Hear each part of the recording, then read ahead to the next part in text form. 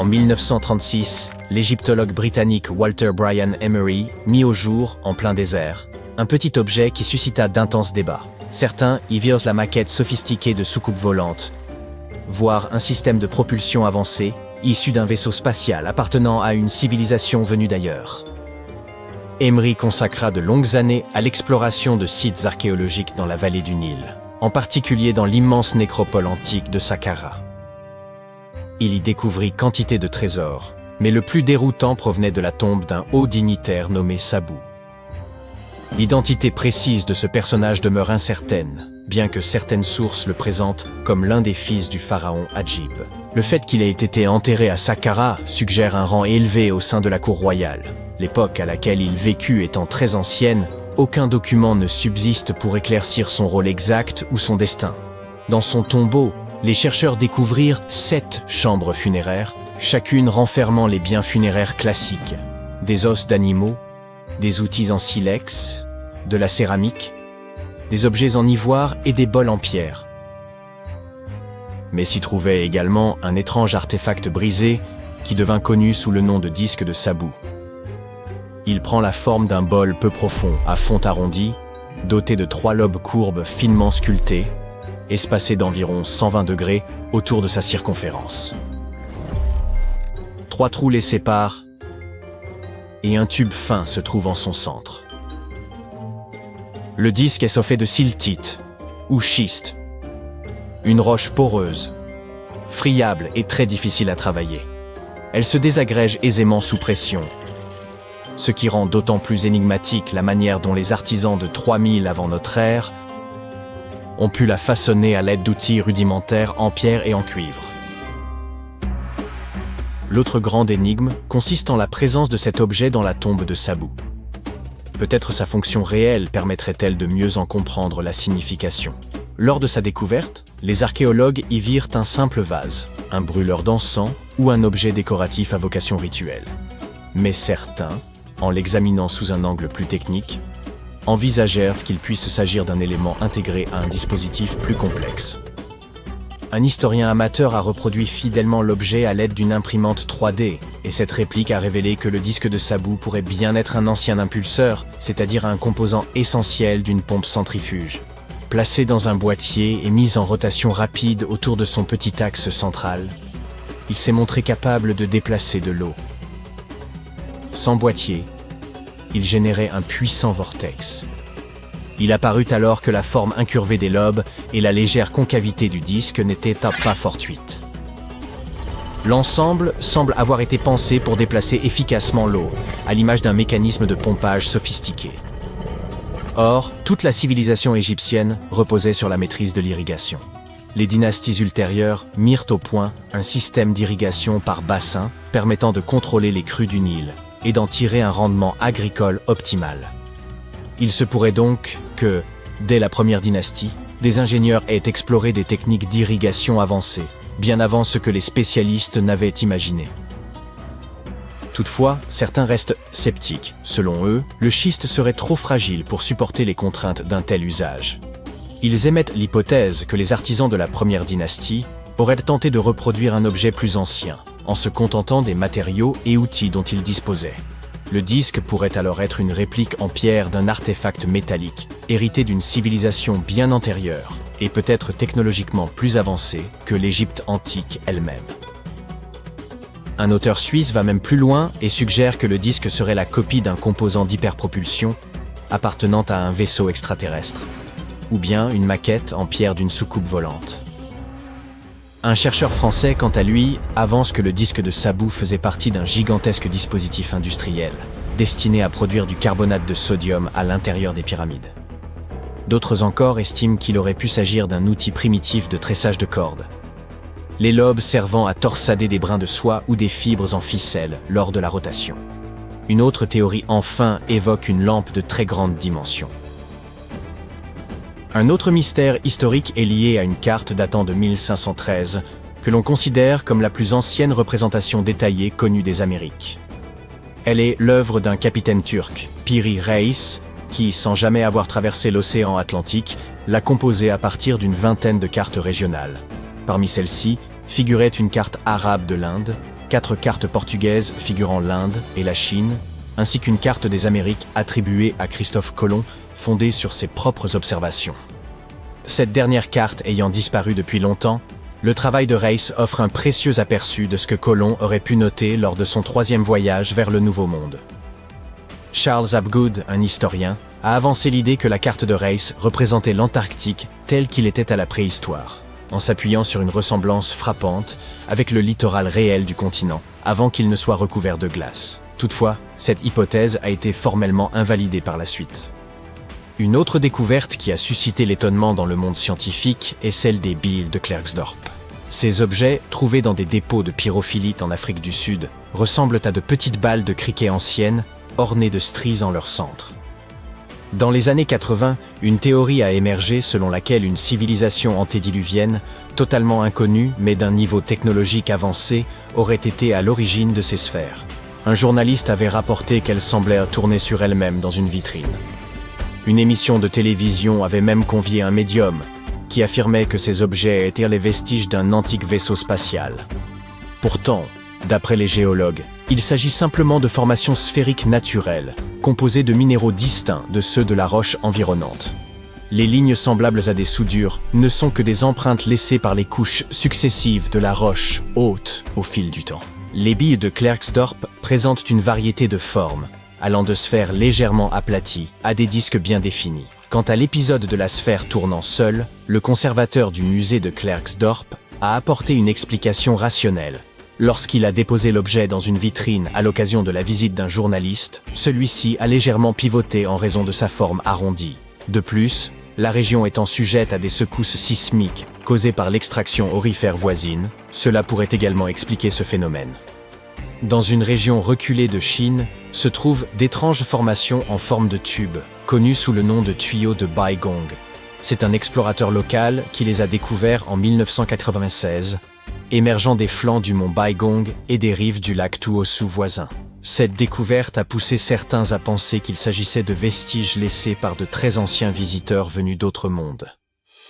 Lorsqu'on a analysé des échantillons de ces structures, les scientifiques ont constaté qu'elles étaient majoritairement composées de minéraux courants, mais qu'elles contenaient aussi, de manière inexpliquée, 8% de matière inconnue. Des examens complémentaires ont suggéré que ces formations existaient avant même l'apparition de l'homme. Des géologues chinois se sont ensuite rendus sur place et ont avancé l'hypothèse qu'il s'agissait de structures naturelles, formées au fil du temps, probablement des racines d'arbres fossilisés remontant au passé verdoyant de la région. Néanmoins, le mystère reste entier. Alors qu'ils creusaient une tranchée le long d'une rivière en Roumanie, des ouvriers ont mis au jour une cale métallique, aujourd'hui connue sous le nom de coin en aluminium d'Ayoud, ou encore artefact d'Ayoud. Juste à côté, se trouvaient des os de mastodontes, ces lointains cousins des éléphants ayant vécu il y a environ 11 000 ans. Cela a conduit certains à penser que le coin datait de la même époque. Ce qui intrigue, c'est que cette cale est en aluminium, un métal qui n'a été découvert qu'au XIXe siècle et dont la production exige des températures extrêmes. Elle serait recouverte d'une épaisse couche d'oxyde, présente depuis plusieurs siècles.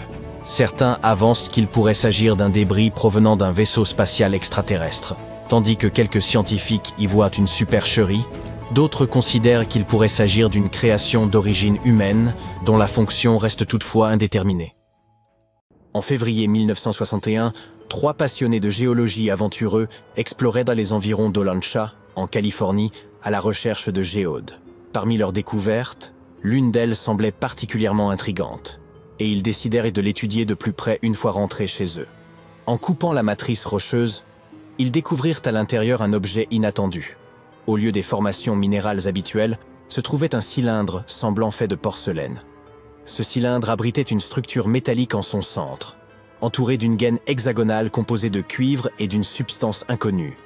Les découvreurs espéraient avoir mis la main sur une technologie ancienne, peut-être vieille de 500 000 ans. Ils pensaient que ce pourrait être la preuve de l'existence d'une civilisation avancée disparue, comme l'Atlantide, ou même de voyages temporels. Peut-être quelqu'un venu du futur avait-il accidentellement laissé cet objet derrière lui, ou peut-être des extraterrestres intelligents l'avaient-ils apporté lors de leur visite sur Terre. Si l'une de ces hypothèses s'avérait juste, cela signifierait une réécriture complète de l'histoire humaine telle que nous la connaissons.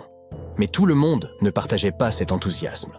Les gens en quête de vérité et les cercles d'archéologie alternative se seront penchés sur le mystère de l'artefact de Kozo jusqu'à la fin des années 90, élaborant diverses théories et engageant de nombreux débats.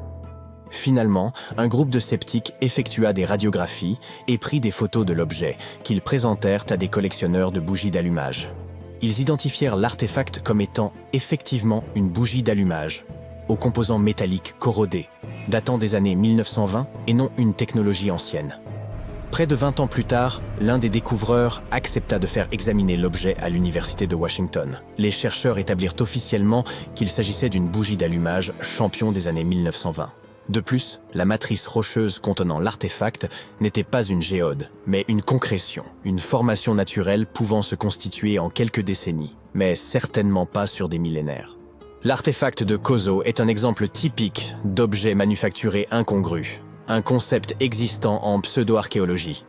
Il s'agit d'artefacts rattachés à des endroits ou des époques où ils ne devraient, logiquement, pas se trouver. Ceux-ci semblent trop avancés pour la période où ils sont découverts, suggérant parfois une présence humaine là où elle n'était pas censée exister. La pile électrique de Bagdad constitue un autre exemple frappant de ce type d'artefact. Découverte dans les années 30 par un archéologue allemand, elle se compose d'un pot en argile, d'un cylindre en cuivre et d'une tige de fer traversant le couvercle du pot. Le sommet, bien qu'endommagé, avait probablement été scellé avec de l'asphalte. Son découvreur remarqua qu'elle contenait deux métaux différents et potentiellement un électrolyte, les éléments clés d'une batterie. Bien qu'aucun texte ancien ne corrobore cette hypothèse, les tests scientifiques effectués en la remplissant d'une solution ionique, comme du vinaigre ou du vin, démontrèrent qu'elle pouvait effectivement conduire de l'électricité. Si cette batterie datait réellement de 2000 ans, elle aurait pu être utilisée dans des pratiques médicales anciennes ou même intégrée dans des statues pour créer l'impression d'une vibration, destinée à impressionner les visiteurs. Wilhelm Koenig, son découvreur, pensait qu'elle servait à la galvanoplastie, un procédé de revêtement des métaux.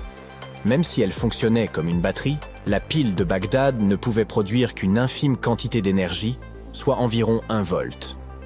Certains pensent donc qu'elle servait plutôt de conteneur pour des rouleaux sacrés. Dans les années 30, un couple fit une découverte étrange lors d'une promenade le long de Red Creek à London, au Texas. Il s'agissait d'un morceau de bois dépassant d'une formation rocheuse apparemment ancienne.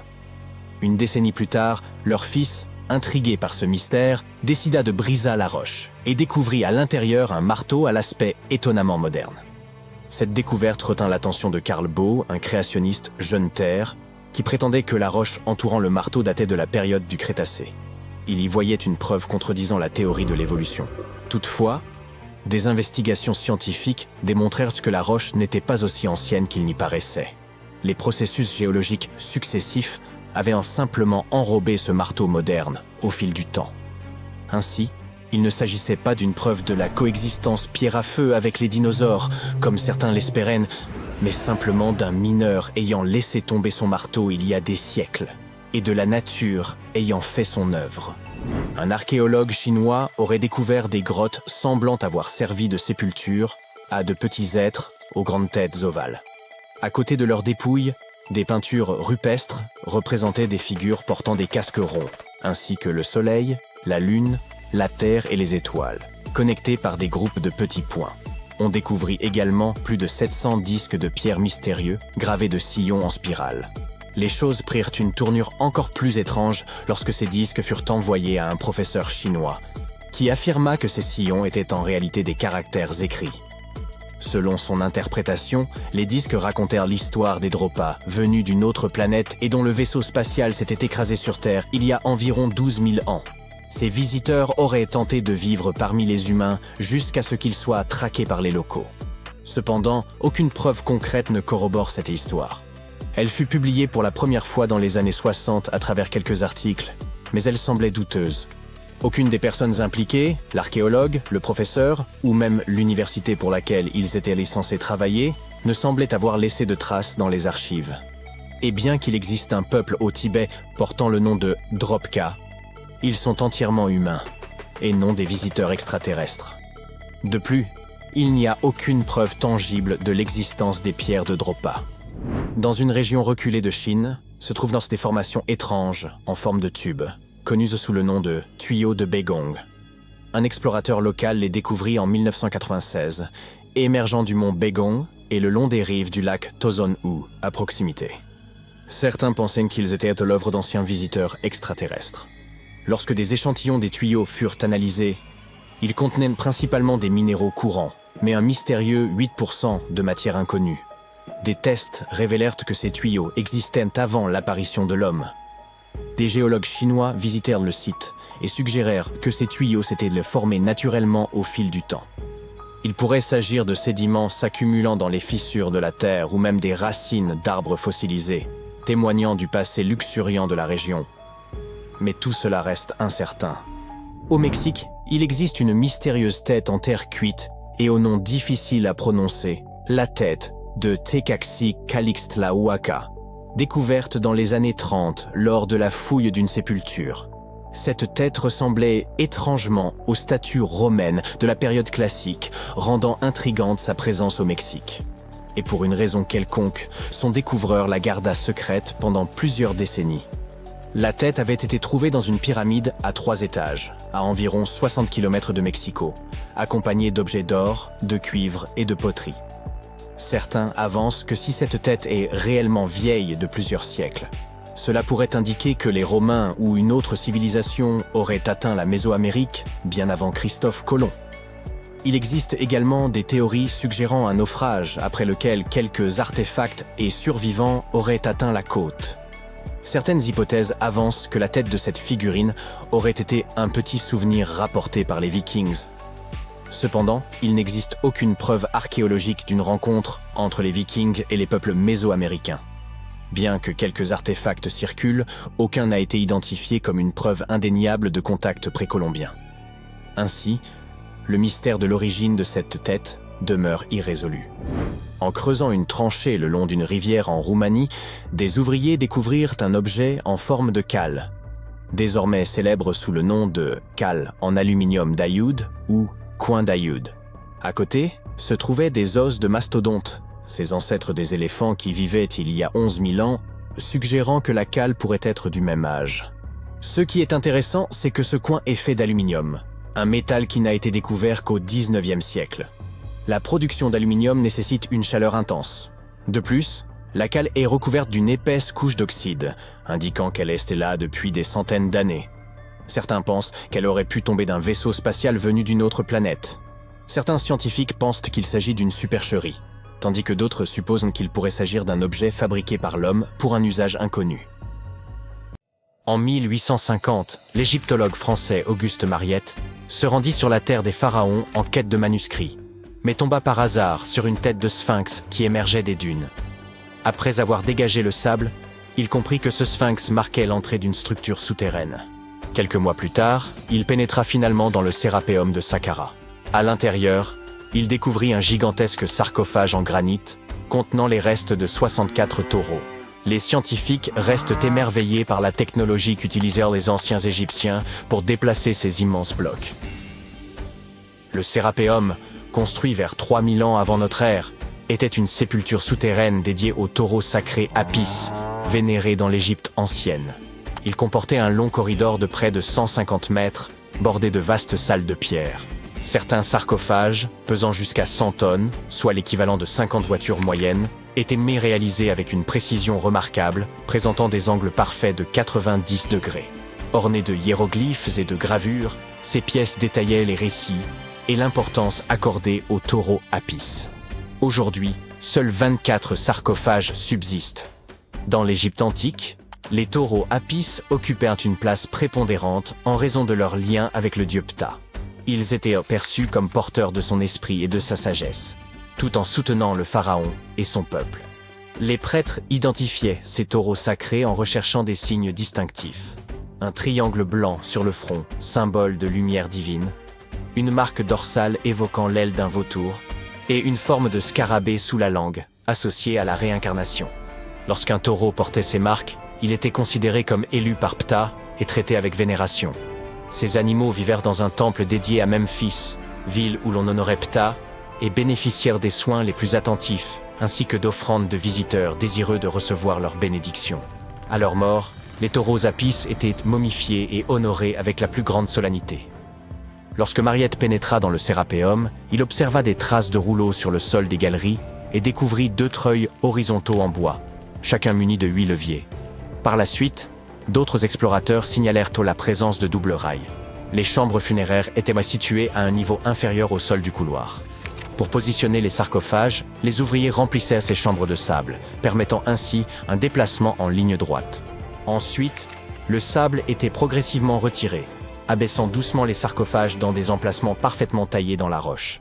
Une inscription en pierre trouvée dans le Sérapéum mentionnait qu'à l'époque de Ptolémée II, en 247 avant notre ère, il fallait 28 jours pour placer un seul sarcophage avec son couvercle. L'incroyable précision des sarcophages, notamment leurs angles de 90 degrés, s'explique également par les avancées géométriques des anciens Égyptiens. Dès 1850 avant notre ère, ils rédigèrent des traités de géométrie, démontrant qu'ils connaissaient une valeur approximative de pi et savaient recalculer le volume d'une pyramide tronquée. Ces compétences avancées en mathématiques expliquaient leur capacité, 5 siècles plus tard, à sculpter des surfaces parfaitement planes. Bien que tout cela puisse sembler logique, certains pointent des incohérences. La taille des sarcophages dépasse largement celle des taureaux, alors que les pharaons étaient inhumés dans de petits cercueils, à peine adaptés à leur corps. De plus, ces sarcophages, réalisés en granit avec une précision remarquable, auraient pu être fabriqués en calcaire, un matériau bien plus facile à travailler. Le transport de ces immenses sarcophages semble réalisable en théorie, mais reste complexe. Si une personne pouvait tirer environ 200 kilos, il aurait fallu au moins 250 personnes pour déplacer un seul sarcophage. Or, les tunnels du Sérapéum sont extrêmement étroits, excédant d'à peine 60 cm la largeur des sarcophages eux-mêmes. Il aurait été impossible que des centaines de personnes se serrent dans ces espaces confinés pour tirer les sarcophages. Et quand bien même, comment auraient-elles pu faire pivoter les blocs dans ces étroits couloirs, les abaisser dans leurs niches et les positionner parfaitement au centre? Pourtant, cela a été réalisé pas moins de 24 fois, chaque sarcophage étant impeccablement centré. De surcroît, les chambres étaient recouvertes de poussière, sans aucune trace de suie provenant des lampes, ce qui impliquerait de travailler dans une obscurité quasi totale.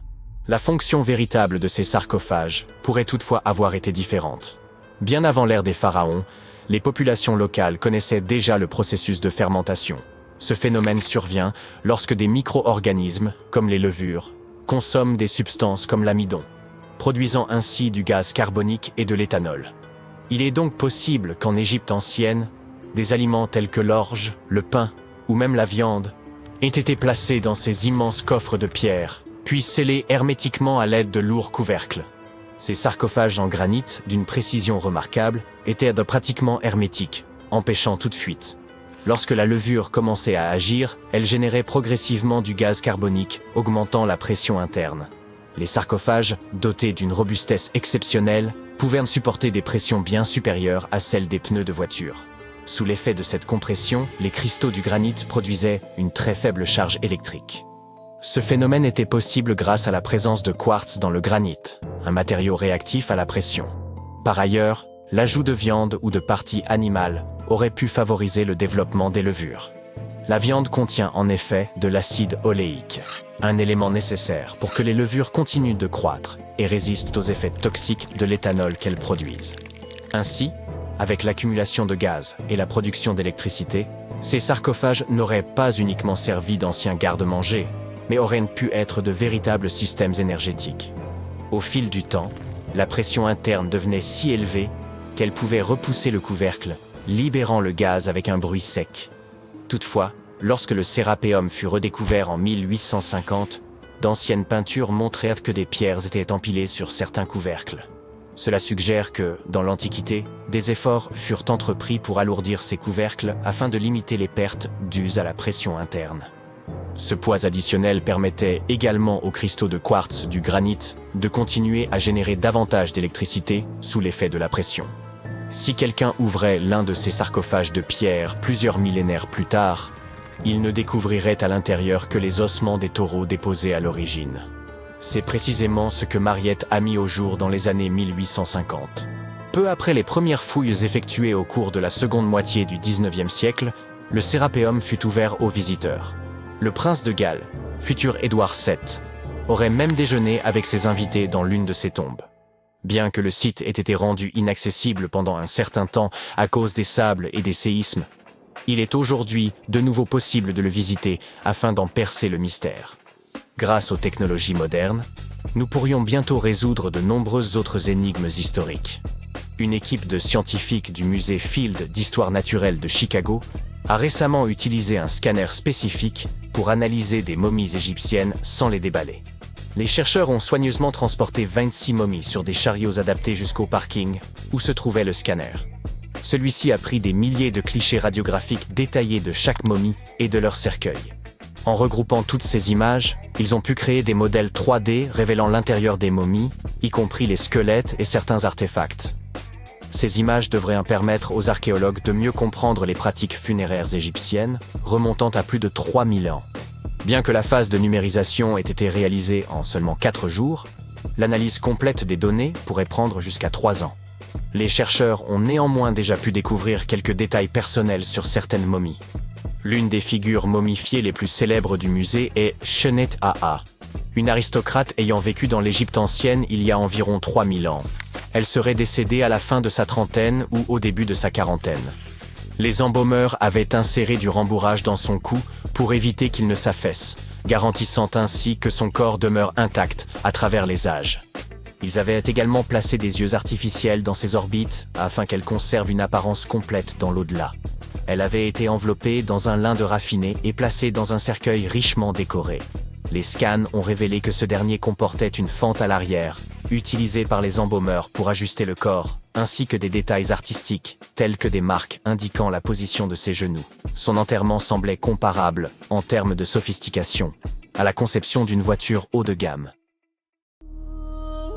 Eridu, une mégapole antérieure à la première civilisation connue, et plus ancienne que les pyramides de Gizeh, gisait enfouie dans les sables du désert mésopotamien depuis plus de 2000 ans. Une découverte scientifique récente bouleverse désormais nos connaissances sur cette cité antique. Les chercheurs ont mis au jour plus de 4000 canaux autour d'Eridu, qui alimentaient en eau plus de 700 fermes exploitées entre le 6e et le début du 1er millénaire avant notre ère. Eridu fut fondée vers 5400 avant Jésus-Christ et fut la ville des premiers rois, ainsi que la première cité historique selon la liste royale sumérienne, ce texte ancien gravé sur une tablette d'argile. Les anciens Sumériens croyaient que cette ville avait été créée par les dieux lorsqu'ils décidèrent de s'établir sur Terre. Eridu occupe une place si importante dans les mythes et légendes sumériens qu'on finit par la considérer, à un certain moment, comme un lieu purement mythique. Le mythe le plus célèbre raconte que les cieux furent courroucés par le tumulte des humains et qu'ils envoyèrent un grand déluge pour les anéantir. Une étude récente a révélé que l'Euphrate constituait la source d'eau de l'ensemble de la cité. Les chercheurs ont cartographié les vestiges du paysage ancien et identifié un réseau sophistiqué de canaux d'irrigation artificielle. Ils ont découvert 200 canaux principaux captant l'eau de l'Euphrate, lesquels alimentaient à leur tour 4000 canaux secondaires. L'équipe a mobilisé images satellitaires, vues par drone, analyse des sols, anciens registres et technologies de télédétection pour en dresser la cartographie complète.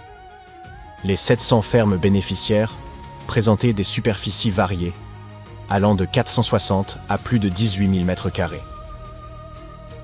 Les canaux principaux mesuraient de près de 1000 mètres de long, certains s'étendant sur plus de 8 km, tandis que les plus petits pouvaient ne atteindre que 10 mètres. En Mésopotamie, les rivières constituaient la principale source d'eau pour l'agriculture, obligeant les cultivateurs à maîtriser l'art d'acheminer l'eau depuis le fleuve jusqu'à leurs champs. Tout débuta par des techniques rudimentaires, telles que le creusement de petites rigoles, mais au fil des générations, ils apprirent à édifier d'immenses canaux, atteignant parfois 100 km de long.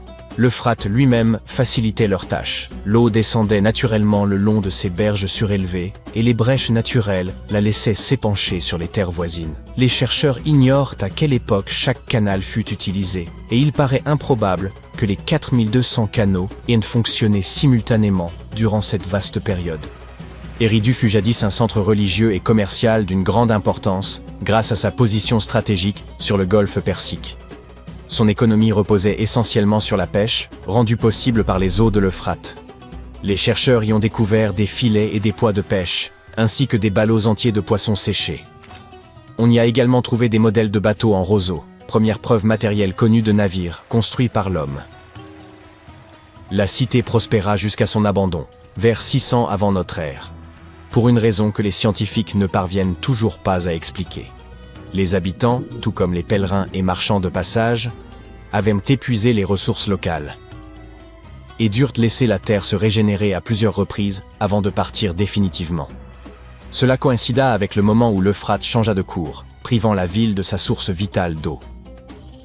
Bien des siècles plus tard, en 1854, un fonctionnaire britannique nommé John George Taylor fut envoyé en mission dans la région afin d'examiner un site isolé, Tel Abu Shahrain, constitué d'un ensemble de monticules appelés Tels, vestiges d'anciens peuplements humains. D'abord, Taylor demeura peu impressionné. Il espérait tomber sur des trouvailles majeures, telles que des statues, des inscriptions ou les ruines de temples et de palais. Faute de temps, il ne découvrit que des murs, des drains, des plateformes de pierre et des fragments de colonnes en calcaire ornés de minuscules cônes en mosaïque. Il ignorait alors que ces monticules apparemment sans intérêt abritaient l'une des plus anciennes cités terrestres, Eridu. L'intérêt du British Museum fut immédiat, mais les premières fouilles de grande ampleur ne débutèrent qu'en 1946. Les autorités irakiennes s'y impliquèrent activement, espérant éclairer les origines les plus anciennes de l'histoire mésopotamienne. Les archéologues se concentrèrent alors sur le monticule 1, un vaste tel atteignant la hauteur d'un immeuble de 8 étages.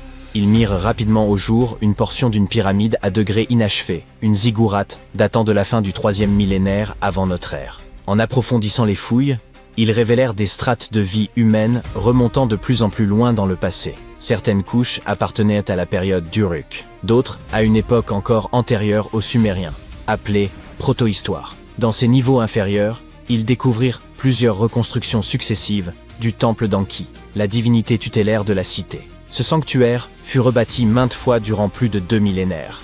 Chaque effondrement donnait lieu à une nouvelle construction, plus vaste et plus majestueuse que la précédente. À partir du milieu du 4e millénaire avant notre ère, les temples d'Eridu prirent une ampleur monumentale, dépassant en sophistication toutes les réalisations humaines antérieures. Parallèlement, la société se complexifia, marquée par l'apparition de classes sociales distinctes. Finalement, les habitants cessèrent de reconstruire le temple et érigèrent, vers 2100 avant notre ère, une pyramide à degrés sur les ruines. Bien qu'Eridu eût décliné, elle conserva sans doute un rôle majeur en tant que site sacré. Les fouilles ont révélé de la poterie datant des 2e et 1er siècles avant Jésus-Christ, sans trace d'habitations alentours. Les Sumériens furent, sans conteste, un peuple d'une ingéniosité remarquable. Vers 1500 avant notre ère, ils inventèrent la charrue semoir, un instrument permettant de labourer et d'ensemencer simultanément, tiré par des bêtes de somme telles que les bœufs. Cet outil était même accompagné d'instructions précises. L'almanach du fermier sumérien prodiguait des conseils sur l'art d'accroître les récoltes grâce à un labour et une irrigation bien maîtrisée. Ces méthodes agricoles ingénieuses permirent de nourrir davantage de personnes, favorisant la croissance des cités, l'émergence d'un pouvoir organisé et un approfondissement de la vie religieuse. À mesure que leur ville prospérait, les Sumériens développèrent aussi leur savoir en écriture, en mathématiques et en spiritualité. Il y a 5000 ans, ils avaient déjà mis au point le cunéiforme, l'un des tout premiers systèmes d'écriture de l'humanité. Une autre découverte récente, issue de la même région du monde, démontre que la bureaucratie existait déjà il y a 4 millénaires. Les archéologues ont exhumé d'anciennes tablettes administratives dans une autre cité sumérienne, Girsu. Ces tablettes d'argile constituent la plus ancienne preuve tangible connue du tout premier empire au monde, l'empire d'Akkad. Elles furent retrouvées dans un bâtiment d'archives d'État en briques crues, divisé en plusieurs salles qui servaient vraisemblablement de bureaux. Avant cette découverte, le fonctionnement interne de cet empire, le premier répertorié dans l'histoire, rappelons-le, demeurait obscur. Mais, grâce aux fouilles menées à Girsu, les chercheurs disposent désormais de preuves claires et irréfutables de l'existence d'un système administratif élaboré. Ces documents consignaient tout: livraison, dépenses et inventaire, des poissons et moutons jusqu'aux grains, tissus et pierres précieuses. Ils comportent également des registres de population mentionnant les noms, âges et métiers des hommes, des femmes et des enfants. Une forme primitive de recensement. Ces données ont révélé que les femmes occupaient une place essentielle dans la société acadienne. Certaines femmes occupèrent des positions d'influence, telles que celles de grandes prêtresses. Les tablettes révèlent aussi une large variété de métiers. Des artisans qualifiés comme les tailleurs de pierre aux travailleurs plus modestes, tels que les balayeurs des temples. Certaines contiennent même des plans de bâtiments, des schémas de champs et des cartes de canaux, preuve que l'Empire disposait d'une organisation et d'une planification très structurée. La cité finit toutefois par se révolter et conquérir son indépendance, mettant fin à 150 ans de domination acadienne. Aujourd'hui, les chercheurs nettoient et traduisent ces tablettes pour en saisir tout le sens. Ces nouvelles découvertes remplacent les théories anciennes et offrent une vision plus exacte du pouvoir et du système administratif de l'Empire d'Akkad. Nous sommes en 1898, et tu participes à des fouilles à Saqqara. Cet endroit, situé non loin du Caire, regorge de tombes anciennes et de pyramides. En bon aventurier, tu espères trouver quelque chose de vraiment cool, et devenir célèbre. De l'or, des manuscrits, des cartes au trésor, des momies de pharaons. Mais tu trouves un oiseau en bois. Tu es très déçu. Ça ressemble à un simple jouet. Un jouet ancien, mais un jouet tout de même. Tu es alors loin de te douter que, dans quelques années, quelqu'un affirmera qu'il s'agit en fait d'un ancien monoplan. Cet objet, surnommé l'oiseau de Saqqara, est en bois de sycomore. Il a une envergure d'à peine 18 cm et pèse environ 40 grammes. Un beau souvenir de ton voyage en Égypte, à mon avis. Il a plus de 2000 ans et est assez simple, sans plumes gravées ni aucune autre décoration. Il a cependant un bec et des yeux, ce qui le fait un peu ressembler à un faucon, l'emblème du dieu Horus. Sa queue a quelque chose d'inhabituel, elle est carrée, étrangement droite, et on dirait qu'une pièce aujourd'hui manquante venait autrefois la compléter. Nous adorons résoudre les mystères. Du coup, plusieurs théories ont été avancées au sujet de cet oiseau. La première, toute simple, est qu'il s'agissait d'un objet cérémoniel. La deuxième idée est qu'il s'agissait du jouet d'un enfant né dans une famille aisée. Il pourrait s'agir d'une sorte de boomerang, très populaire dans l'Égypte ancienne. Enfin, selon une autre théorie, l'oiseau aurait été utilisé comme girouette. Mais cette théorie n'a pas été retenue, car la figurine ne présente aucun trou ou marquage, à l'exception de celui qui a été fait au musée du Caire pour la fixer sur son socle. Il n'y avait donc jadis aucun moyen de l'accrocher. Près d'un siècle après la découverte de l'oiseau, l'égyptologue Khalil Messia a proposé une nouvelle théorie selon laquelle il pourrait s'agir d'un modèle de monoplan. Selon lui, il manquait à l'oiseau un empennage horizontal. Par ailleurs, ses ailes étaient placées à angle droit, comme celles des avions modernes. Cela aurait pu servir à générer la portance aérodynamique nécessaire au vol. Le docteur Messia a également affirmé qu'il était courant à l'époque de placer des modèles miniatures d'inventions technologiques dans les tombes. Les anciens Égyptiens ont-ils vraiment inventé l'avion en 200 avant notre ère? Cela aurait beaucoup contrarié les frères Wright, que l'on considère comme les inventeurs de l'aviation. Ils n'ont effectué leur premier vol qu'en 1903. Afin de nous en assurer, il nous faudrait tester le modèle. Mais le musée égyptien ne laisserait probablement personne lancer en l'air cette précieuse pièce de collection. C'est pourquoi le concepteur de planeurs, Martin Grégory, a construit un modèle similaire, cette fois en balsa, et a pu conclure que même avec un empennage horizontal, cet avion n'était pas très performant. Affaire résolue. Et non. Une chaîne de télévision n'a pas trouvé cela convaincant et a donc invité un expert en aérodynamique à construire une autre réplique de notre oiseau. Il l'a testé dans des conditions similaires à celles de l'Égypte ancienne et a été impressionné par ses capacités.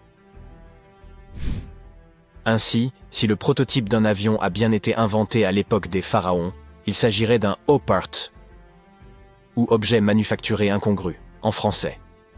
Soit un objet anachronique, en avance sur son temps en termes de technologie ou d'histoire. Et l'oiseau de Saqqara n'est pas le seul exemple d'une telle chose. En 1901, un groupe de plongeurs a découvert la machine d'Anticythère dans une épave sous-marine près de l'île grecque du même nom. On l'a surnommée le premier ordinateur analogique du monde. Et on pense qu'elle date d'environ 100 ans avant notre ère. Le mécanisme en bronze pouvait indiquer la position du Soleil, de la Lune, des planètes et des étoiles, ainsi que les phases lunaires, les dates des prochaines éclipses solaires, et même la vitesse à laquelle la Lune se déplace dans le ciel. Personne ne sait exactement qui l'a utilisé, ni comment ou où il a été fabriqué. Mais il est évident qu'il était extrêmement précis et bien trop avancé pour son époque. Les premières toilettes à chasse d'eau ont-elles été inventées au XXe siècle? Et non. Les Minoens de Crète et la civilisation de la vallée de l'Indus ont mis au point cette super invention à peu près à la même époque, il y a environ 4000 ans. Leur modèle de plomberie était si bien conçu qu'il a fallu attendre 2000 ans avant de voir apparaître quelque chose d'aussi performant. Une ancienne toilette minoenne a été découverte dans le palais de Knossos. Elle était équipée d'un siège de bois placé juste au-dessus d'un tunnel qui conduisait l'eau d'un réservoir vers un égout souterrain. D'autres toilettes nécessitaient un apport d'eau à l'aide de cruches. Seuls les riches pouvaient s'offrir un tel luxe. À l'époque, si tu possédais un bien immobilier, les toilettes chasse d'eau étaient le signe de ton appartenance aux plus hautes sphères. Les portes automatisées étaient une chose nouvelle en 1931. Mais la technologie qu'elles utilisent est en fait beaucoup plus ancienne. Elle date du 1er siècle de notre ère. Le mathématicien et ingénieur Héron d'Alexandrie imagina à cette époque un système capable d'ouvrir et de fermer les portes. Pour faire fonctionner son invention, il fallait allumer un feu. Un pot en laiton était placé sous le feu, à moitié rempli d'eau. Le pot était ensuite relié à des récipients qui servirent de poids. Grâce à la chaleur, l'eau se déplaçait dans les récipients qui descendaient et tiraient sur les cordes. Rien à voir avec une porte de supermarché qui s'ouvre et se ferme grâce à l'électricité. La porte de Héron mettait des heures à s'ouvrir, et il n'y avait aucun moyen d'arrêter le processus. C'est pourquoi on n'ouvrait les portes qu'une fois par jour, avant que les gens n'entrent dans les temples. Cela ajoutait un peu de mystère aux cérémonies. Incroyable. Il semblerait que la toute première batterie ait été inventée à Bagdad, il y a environ 2000 ans. Un archéologue allemand a découvert une jarre d'argile de forme ovale en 1938. Les scientifiques ne savent toujours pas à quoi elle servait ni qui l'a inventée. Selon une théorie, elle aurait été utilisée pour galvaniser des objets avec des métaux précieux. Lorsqu'elle était remplie d'un acide faible, comme du vinaigre, la batterie produisait environ 1 volt. Selon une autre théorie, il s'agirait d'un récipient destiné à recevoir des rouleaux sacrés. Que dirais-tu de lentilles de contact conçues par Léonard de Vinci? En 1508, il inventa une lentille de verre munie d'un petit entonnoir. Il n'y avait qu'à verser de l'eau à l'intérieur, et cela améliorait la vision. Mais ce n'était pas super pratique. 100 ans plus tard, René Descartes décida d'améliorer cette idée. On dit lentilles de contact, parce qu'elles sont censées entrer en contact avec les yeux, tu vois? Ce tube de verre rempli de liquide permettait une meilleure vision. Mais il était hélas impossible de cligner des yeux. 2 siècles et demi plus tard. La technologie du verre permit aux scientifiques de concevoir des lentilles qui s'inséraient dans l'œil et permettaient même à leurs porteurs de cligner des yeux. Une belle invention. Toutefois, ces lentilles étaient fabriquées en verre soufflé et l'œil ne pouvait pas respirer. Une 50aine d'années plus tard, les concepteurs adoptèrent le plastique, plus léger, incassable et résistant aux rayures, même si les lentilles couvraient encore l'œil entièrement. Ce n'est qu'en 1948 qu'un certain Kevin Tuohy ponça une lentille en plastique et se rendit compte qu'elle restait en place même en ne couvrant que la cornée. Imagine-toi vivre dans le Londres du 19e siècle et avoir besoin d'envoyer un message à New York. Cela prenait alors une dizaine de jours. Du coup, lorsqu'en 1858 les délais passèrent de quelques jours à quelques heures, ce fut une véritable révolution. Le premier message fut envoyé par la reine Victoria elle-même, grâce à un câble télégraphique transatlantique qui passait sous l'océan. Hélas, cette invention ne survécut que quelques semaines. Et il fallut attendre des années pour qu'on puisse à nouveau s'en servir. Les grandes pyramides. Elles figurent parmi les 7 merveilles du monde antique et sont les seules à exister encore aujourd'hui. Saviez-vous que les pyramides de Gizeh n'étaient pourtant pas uniques en leur genre et qu'elles ne furent même pas les premières? Il y eut d'abord les moyennes pyramides, mais elles n'ont pas si bien marché. Bon, j'arrête de dire des sottises. Pour en revenir à notre histoire, dans l'Égypte ancienne, on croyait que les rois étaient choisis par les dieux pour servir sur terre en tant que médiateurs. Dans l'au-delà, ils étaient censés devenir eux-mêmes des dieux. Le complexe pyramidal fut donc construit pour que le roi dispose de tout ce dont il pourrait avoir besoin dans l'au-delà. Il y avait la pyramide, un palais et des temples. Le tombeau du roi, dans la pyramide, était rempli de tout le nécessaire, des meubles, de la nourriture et des objets d'or. En fait, la première pyramide a été construite 80 ans avant la première pyramide de Gizeh. Au total, il y en avait une centaine. Certaines ne furent pas achevées, car la construction prenait du temps, et tous les pharaons ne vivaient pas assez longtemps pour voir la fin des travaux. Parlons maintenant de la construction elle-même. La plus grande des pyramides de Gizeh est aussi haute qu'un immeuble de 40 étages. Comment diable ont-ils réussi à construire une structure aussi massive il y a 5000 ans, bien avant l'apparition des machines et autres équipements? Nous allons voir ça. Le pharaon Khéops est monté sur le trône vers 2575 avant notre ère, et son architecte a commencé la construction de la plus ancienne et de la plus grande des pyramides de Gizeh. Il a calculé qu'il faudrait utiliser plus de 2 millions de blocs de calcaire pour construire la pyramide, chacun pesant environ 2,5 tonnes, soit à peu près le poids d'un rhinocéros. L'architecte voulait terminer la construction en 20 ans. Pour y parvenir, une pierre devait être transportée et placée toutes les 4 minutes, 24 heures sur 24, 7 jours sur 7 et 365 jours par an, sauf les années bissextiles. Il est donc évident qu'il fallut beaucoup d'ouvriers pour réaliser ce projet. Beaucoup pensent que ce sont des esclaves qui ont travaillé sur le chantier de la pyramide, mais ce n'est pas vrai. Des ouvriers sont venus de toute l'Égypte pour contribuer au chantier, soit environ 25 000 personnes. Les Égyptiens effectuaient toutes sortes de travaux, du travail manuel à la fabrication d'outils en passant par le travail administratif. Ils travaillaient tous environ 10 heures par jour, étaient logés et bien nourris, et menaient globalement une vie plus confortable que celle qu'un Égyptien moyen pouvait s'offrir à l'époque. On suppose qu'ils vivaient dans une ville provisoire située non loin et qu'ils formaient une communauté organisée dirigée par un chef puissant. Les pyramides semblent avoir été conçues pour s'aligner sur les points cardinaux et leurs côtés symbolisent les rayons du soleil. Mais à l'époque, il n'y avait pas de boussole. Les anciens Égyptiens calculaient eux-mêmes les directions, et ce avec une précision étonnante. Pour aligner les pyramides, ils utilisèrent 2 constellations. Le chantier était situé sur la rive ouest du Nil. Cela avait également une signification symbolique. Le soleil se couche à l'ouest, et la vie devait nécessairement en faire autant. La deuxième pyramide de Gizeh fut construite pour le fils de Khéops, le pharaon Khéphren. Elle est un peu plus petite, mais c'est elle qui abrite la célèbre statue du Sphinx sans nez. Bien sûr, à l'origine, il avait un nez. Je vous raconterai bien ce qui lui est arrivé, mais c'est encore un mystère, personne ne le sait vraiment.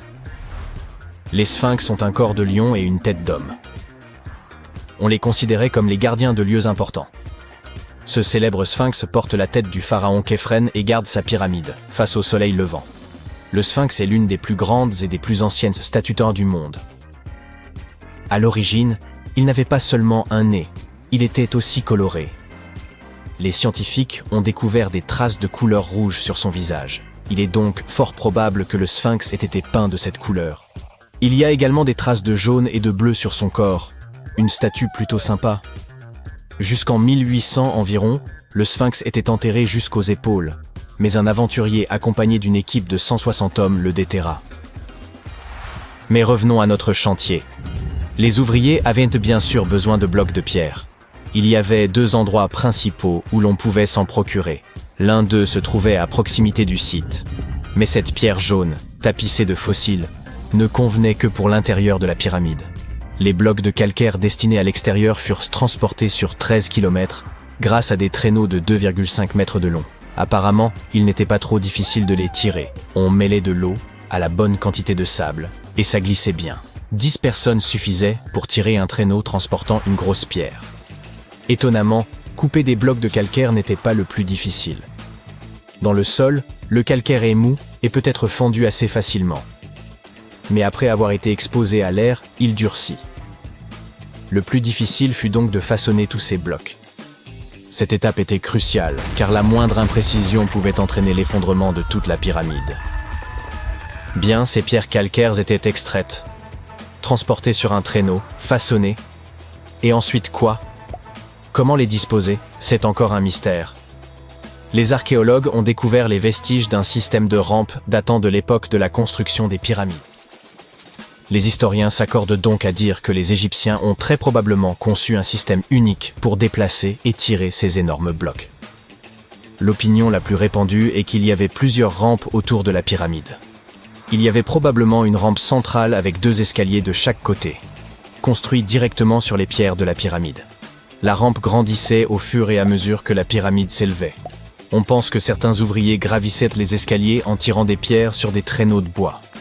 Mais ce n'est qu'une hypothèse parmi d'autres. D'autres affirment que les rampes se trouvaient autour de la pyramide. D'autres encore qu'elles se trouvaient à l'intérieur. Peut-être que nous ne le saurons jamais, et que le mystère restera entier pour toujours. Le calcaire extérieur de la pyramide était poli avec du sable et de la pierre pour qu'il brille. Au sommet, il y avait un pyramidion en or et en argent, qui scintillait sur l'Égypte comme un deuxième soleil. Voilà comment on occupait son temps il y a 5000 ans. Parlons maintenant de l'intérieur. Curieusement, il n'y a pas grand-chose à l'intérieur de la pyramide. En très grande partie, il s'agit de pierres massives, avec très peu d'espace ouvert. Mais jetons un coup d'œil rapide. Depuis l'entrée, il y a 2 escaliers, l'un qui descend, l'autre qui monte. Ils nous mènent aux chambres. Il y en a 3 à l'intérieur. Pourquoi? Apparemment, une chambre funéraire devait être toujours prête au cas où le pharaon aurait rendu l'âme avant la fin des travaux. À mesure que les travaux avançaient, d'autres chambres étaient reconstruites. La dernière était la principale, c'était la chambre du roi, celle où repose Khéops. C'est la plus grande pièce, au cœur de la pyramide, et un grand passage y mène. On l'utilisait probablement pour monter le granit, servant à décorer l'intérieur. On utilisa également du granit pour fabriquer 5 étages de poutres destinés à soutenir la structure. Et apparemment, ça a bien tenu étant donné que la pyramide est restée debout pendant des siècles. Malheureusement, aucune de ces chambres ne comporte de hiéroglyphes. Si vous voulez en voir, vous devez aller voir les tombes décorées situées près des pyramides. Ces œuvres sont des représentations de la culture et de la vie quotidienne de l'Égypte ancienne. Leurs textes permettent aux chercheurs d'étudier la langue et la grammaire. Les trésors qui se trouvaient autrefois dans les pyramides ont été emportés par des pilleurs.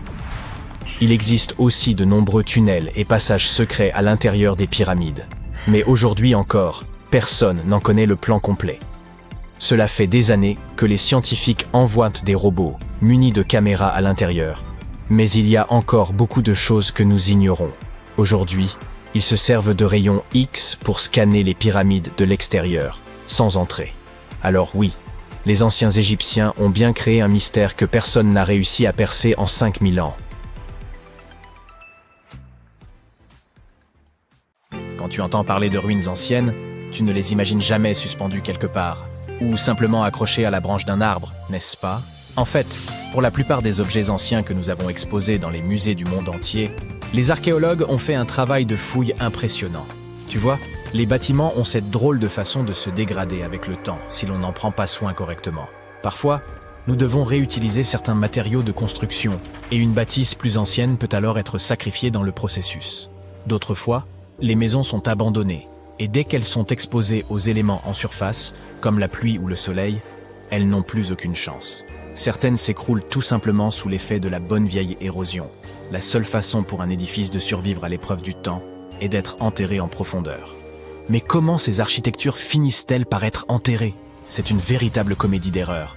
Les villes anciennes avaient l'habitude d'élever progressivement le niveau de leur sol, comme un enfant qui ajoute des garnitures à sa coupe glacée. En effet, Ces colonies étaient toujours occupées à collecter de la nourriture et des matériaux de construction pour faire face à l'augmentation constante de leur population. Mais qui a le temps de s'occuper des déchets et des ordures? À l'époque, ce n'était pas vraiment une priorité sur leur liste de tâches. Ainsi, lorsqu'il s'agissait de construire de nouvelles maisons, les civilisations anciennes économisaient leur sueur et leurs larmes en empilant les décombres et en construisant directement dessus. Mais ce n'est pas tout. De temps en temps, les rivières entrent en crue et déposent une couche de sédiments sur le sol des villes. Cela a pour effet d'encapsuler encore davantage ces anciennes constructions. Et dans les régions sèches, comme le désert, où le vent aime à montrer ses mouvements de danse de sable et de poussière, tu peux parier que c'était une lutte constante pour garder les établissements propres. Un exemple hilarant est celui du Sphinx, dont la tête était enfouie dans le sable jusqu'à ce qu'un groupe d'archéologues le mette au jour en 1917. Certaines villes anciennes ont fini par être recouvertes parce qu'elles étaient complètement abandonnées. Avec moins d'activité humaine pour contrôler leur expansion, les graines de plantes n'ont pas pu résister à l'opportunité et ont germé un peu partout. Elles ont absorbé le dioxyde de carbone de l'air et se sont développées, ajoutant de plus en plus de volume au sol. Scieuses racines effrontées ont même décidé de stabiliser le sol constitué de matière végétale en décomposition, créant ainsi plusieurs couches de terre. C'est comme si Mère Nature s'était lancée dans un ultime projet de bricolage, avec les plantes comme fidèles auxiliaires. Fouiller dans les secrets des civilisations anciennes, ce n'est pas seulement déterrer un monde perdu, c'est aussi une quête épique pour révéler les trésors cachés sous les couches de l'histoire. Mais comment les archéologues savent-ils d'abord où creuser? Si tout est recouvert de multiples couches de sédiments, de débris et de racines de plantes, ils doivent avoir une sorte de système auquel ils se fient avant de se lancer dans un nouveau projet, n'est-ce pas? Tout d'abord, ce ne sont pas toujours eux qui suggèrent des fouilles archéologiques à tel ou tel endroit. Je m'explique. Supposons que tu sois un entrepreneur et que tu souhaites construire un nouveau complexe d'appartements luxueux dans ta ville. Cependant, certaines législations locales imposent des exigences avant que ton projet ne puisse démarrer. Par exemple, avant de commencer à construire sur un terrain, il peut être nécessaire de faire appel à des spécialistes pour vérifier le sol. Scieuses personnes intelligentes peuvent être des archéologues, des géologues ou des paléontologues, et elles doivent garder un œil sur le processus en phase de développement. En cas de découverte d'artefacts ou d'écofacts, termes savants pour désigner des vestiges organiques, ces experts interviennent pour les fouiller et les étudier. Mais qu'en est-il des sites qui n'ont rien à voir avec les bulldozers et les chapeaux jaunes? Les archéologues ont plus d'un tour dans leur sac lorsqu'il s'agit de localiser les points chauds de l'Antiquité. Ils plongent dans les archives historiques et font un travail de détective. En recherchant de vieux documents et de vieilles cartes, ils peuvent reconstituer le puzzle de l'activité humaine dans une région donnée. Si un site a déjà été visité, c'est encore mieux. La découverte de traces de fouilles antérieures ou de récits historiques peut donner aux archéologues de nombreuses informations sur les endroits où poursuivre leur chasse au trésor. Avant de commencer à manier leur pelle, les archéologues se livrent à une sorte de balayage visuel. Armés d'un système de quadrillage, ils se promènent sur le site, à l'affût de tout artefact susceptible de se cacher juste sous la couche supérieure de la terre. Qu'il s'agisse d'outils en pierre taillée, de verres historiques ou même d'anciennes décharges, oui, elles ont aussi de la valeur. Ces explorateurs à l'œil vif peuvent repérer des signes d'activité humaine plus rapidement que la plupart des gens. S'ils tombent sur un hamac coquillé, terme savant pour désigner un dépôt d'ordures, ils savent avec certitude que l'homme a jadis habité cet endroit. Les archéologues ne se contentent pas de leur fidèle pelle. Ils disposent d'un arsenal de gadgets pour les aider dans leur recherche de merveilles cachées. Les outils géophysiques sont en quelque sorte leurs armes secrètes. Prenons l'exemple du résistivimètre. Cet appareil astucieux mesure la composante électrique du sol et tout élément ou artefact enfoui. Un mur enterré, par exemple, produira une résistivité différente de celle du sol environnant. Les magnétomètres et les géoradars fonctionnent de la même manière, mettant en évidence les indices potentiels de trésors anciens dans le sol. Et qui pourrait oublier notre vieil ami, le GPS? Il aide les archéologues à cartographier des emplacements précis, comme une carte au trésor high-tech les menant directement à leur peau d'or. Tu souhaites visiter virtuellement certains des sites archéologiques les plus importants du monde? Suis-moi. Au Royaume-Uni, par exemple, tu trouveras cet endroit intéressant appelé Stonehenge. C'est l'un des nombreux Henges répartis dans le pays, mais celui-ci est vraiment exceptionnel. Imagine cela. Des pierres anciennes et massives se dressent fièrement, disposées sous forme d'un anneau à l'extérieur et d'un fer à cheval à l'intérieur, avec quelques pierres plus petites pour faire bonne mesure. Et devine quoi? Ces pierres étonnantes existent depuis plus de 5000 ans. C'est ce que l'on appelle une longévité à toute épreuve. C'est là que les choses deviennent intéressantes. Selon le folklore local, Le légendaire magicien Merlin a sorti sa baguette magique et a téléporté ces pierres massives depuis l'Irlande. Apparemment, des géants les avaient assemblées là-bas, mais Merlin a décidé qu'elles seraient bien plus belles à leur nouvel emplacement. D'autres pensent qu'il s'agit simplement des ruines d'un ancien édifice spirituel romain. Ces structures étonnantes ont été construites par nos ancêtres de l'âge du bronze. Avec leurs outils simples et leur technologie limitée, ils ont réussi à créer ce chef-d'œuvre monumental. Impressionnant, non ? Malheureusement, nous ignorons encore beaucoup de choses sur cette région. L'objectif initial de Stonehenge reste encore aujourd'hui un mystère. Certes, il existe de nombreuses théories, mais les scientifiques ne sont pas encore parvenus à se mettre d'accord sur le sujet. On sait cependant qu'il est parfaitement aligné pour accueillir le lever du soleil lors des solstices d'été et d'hiver. L'ancienne ville de Pompéi est un site archéologique tout aussi étonnant. Imagine un peu, le Vésuve, un fauteur de troubles notoires, a décidé de piquer une crise volcanique et a complètement recouvert cette ancienne ville romaine. Il l'a transformée en capsule temporelle, située à l'extérieur de l'actuelle Naples, en Italie. En 1748, une bande d'explorateurs aventureux est tombée sur Pompéi. Ils ont découvert alors un trésor de choses bien conservées. Des rues, des maisons, de la nourriture, probablement un peu périmée, des bijoux clinquants, des sculptures raffinées, des fresques colorées, des objets ménagers de tous les jours, et même des restes humains et animaux. C'était comme une fête archéologique épique. À première vue, Pompéi avait tout pour plaire. Des maisons et des villas de luxe, une immense arène de 20 000 places, de jolies petites boutiques d'artisans, des lieux de rencontre comme des tavernes, sans oublier les endroits coquins comme ces bains luxueux où l'on pouvait se faire dorloter intensément. Il y a aussi le sanctuaire d'Apollon, où les gens se réunissaient pour leur culte quotidien. Et bien sûr, le cœur animé de la ville, le forum de Pompéi, où tous les gens branchés avaient l'habitude de se retrouver. Et devine quoi ? Pompéi est tellement cool qu'elle a été inscrite sur la liste du patrimoine mondial de l'UNESCO en 1977. C'est en quelque sorte le panthéon de l'histoire. Cette liste comprend également de nombreux autres bâtiments et sites célèbres, comme le Taj Mahal en Inde et l'Acropole d'Athènes en Grèce. Si une question continue de dérouter les archéologues de nos jours, c'est bien celle-ci. Comment les anciens Égyptiens ont-ils édifié ces pyramides monumentales ? D'après ce que nous savons à ce jour, leurs moyens semblaient plutôt limités, notamment en ce qui concerne les outils et les matériaux nécessaires à la construction. Bien que nous ne disposions toujours pas d'une réponse pleinement convaincante, certaines théories fascinantes méritent d'être examinées. Parmi ces hypothèses, l'une des plus crédibles évoque une méthode ingénieuse employée par les Égyptiens. Imaginez un instant, ils auraient ainsi bâti une rampe inclinée et sinueuse, composée de briques, de terre et de sable, entourant progressivement la pyramide en construction. Au fur et à mesure que l'édifice gagnait en hauteur, ils auraient simplement ajusté la taille et l'étendue de cette structure. Une méthode ingénieuse qui rappelle un jeu de Jenga antique. Mais alors, comment parvenaient-ils à hisser ces blocs de pierre colossaux jusqu'au sommet ? Selon Hérodote, l'éminent historien grec de l'Antiquité, ils auraient eu recours à des traîneaux, des rouleaux et des leviers, transformant ainsi le chantier en une gigantesque épreuve de force collective. Toujours d'après ces récits, il aurait fallu pas moins de 20 années pour achever la pyramide de Khéops, ce chef-d'œuvre emblématique. Hérodote ne s'arrête pas là. Il avance un chiffre stupéfiant, affirmant que 100 000 hommes auraient donc participé à cet incroyable projet. A-t-on engagé l'ensemble de la population égyptienne ? Probablement pas.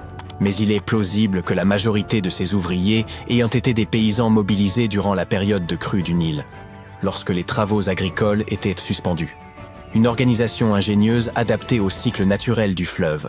Les archéologues contemporains ont toutefois apporté des nuances à cette vision.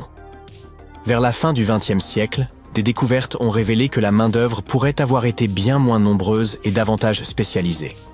Au lieu des 100 000 ouvriers supposés, une équipe d'environ 20 000 travailleurs permanents, assistés par un personnel de soutien incluant boulangers, médecins et quelques prêtres, aurait suffi à mener à bien cet exploit architectural.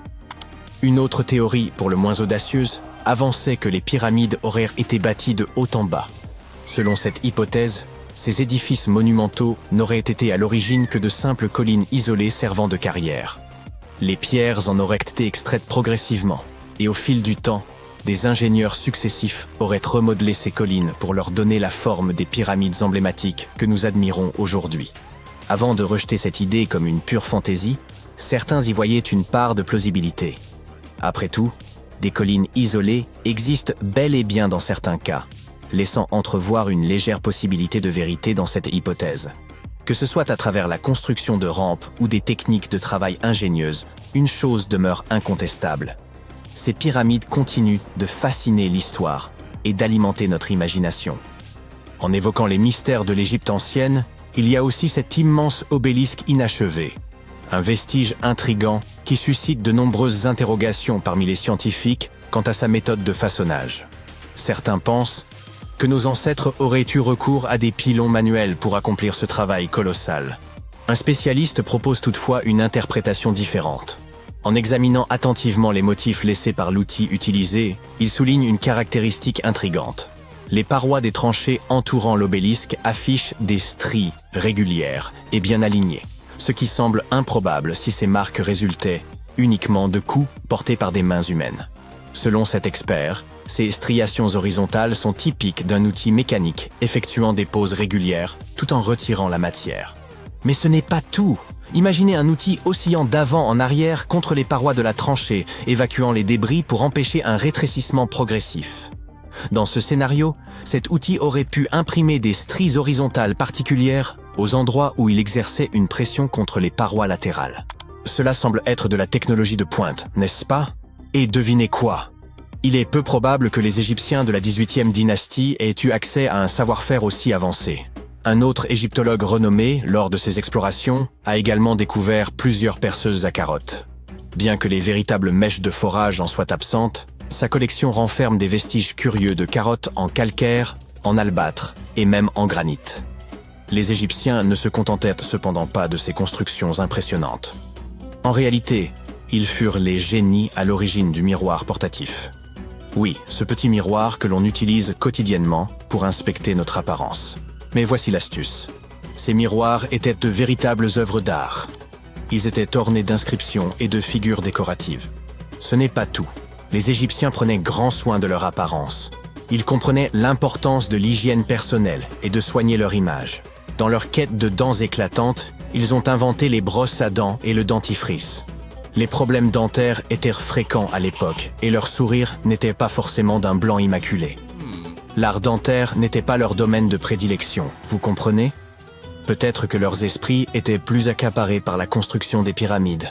Cela dit, ces anciennes recettes de dentifrice étaient loin d'être inintéressantes. L'une des concoctions les plus originales incluait du sel-gemme, de la menthe, des pétales d'iris séchés et du poivre. Quelques dentistes ont eu le courage de tester cette formule et, à leur surprise, elle s'est révélée assez efficace.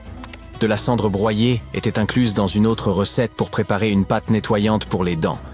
Mais l'absence de menthe laissait quelque peu à désirer en matière de fraîcheur. C'est alors que les Égyptiens ont eu l'idée brillante d'inventer les premiers bonbons pour la laine. Ils fabriquèrent des pastilles à base d'épices chauffées, comme la cannelle, qu'ils mêlaient à du miel. Passons maintenant à l'art de la décoration intérieure, à la mode égyptienne. Ils ont véritablement élevé l'ornementation à un tout autre niveau.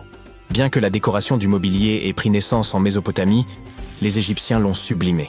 Ils ont misé sur une grande variété de couleurs et ont même créé des papiers de différents grammages. Et n'oublions pas ces petits tapis d'appoint que nous possédons tous chez nous aujourd'hui. Devinez qui en a eu l'idée? Eh bien, les Égyptiens. Ils utilisaient la plante de papyrus, extrêmement versatile, pour tisser ces tapis douillets.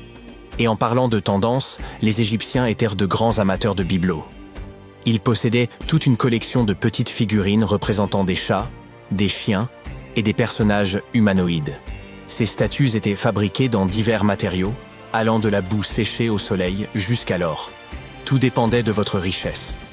L'agriculture occupait une place de choix dans la société égyptienne, et ils comprenaient bien que l'eau propre était essentielle pour leur culture et leurs bêtes.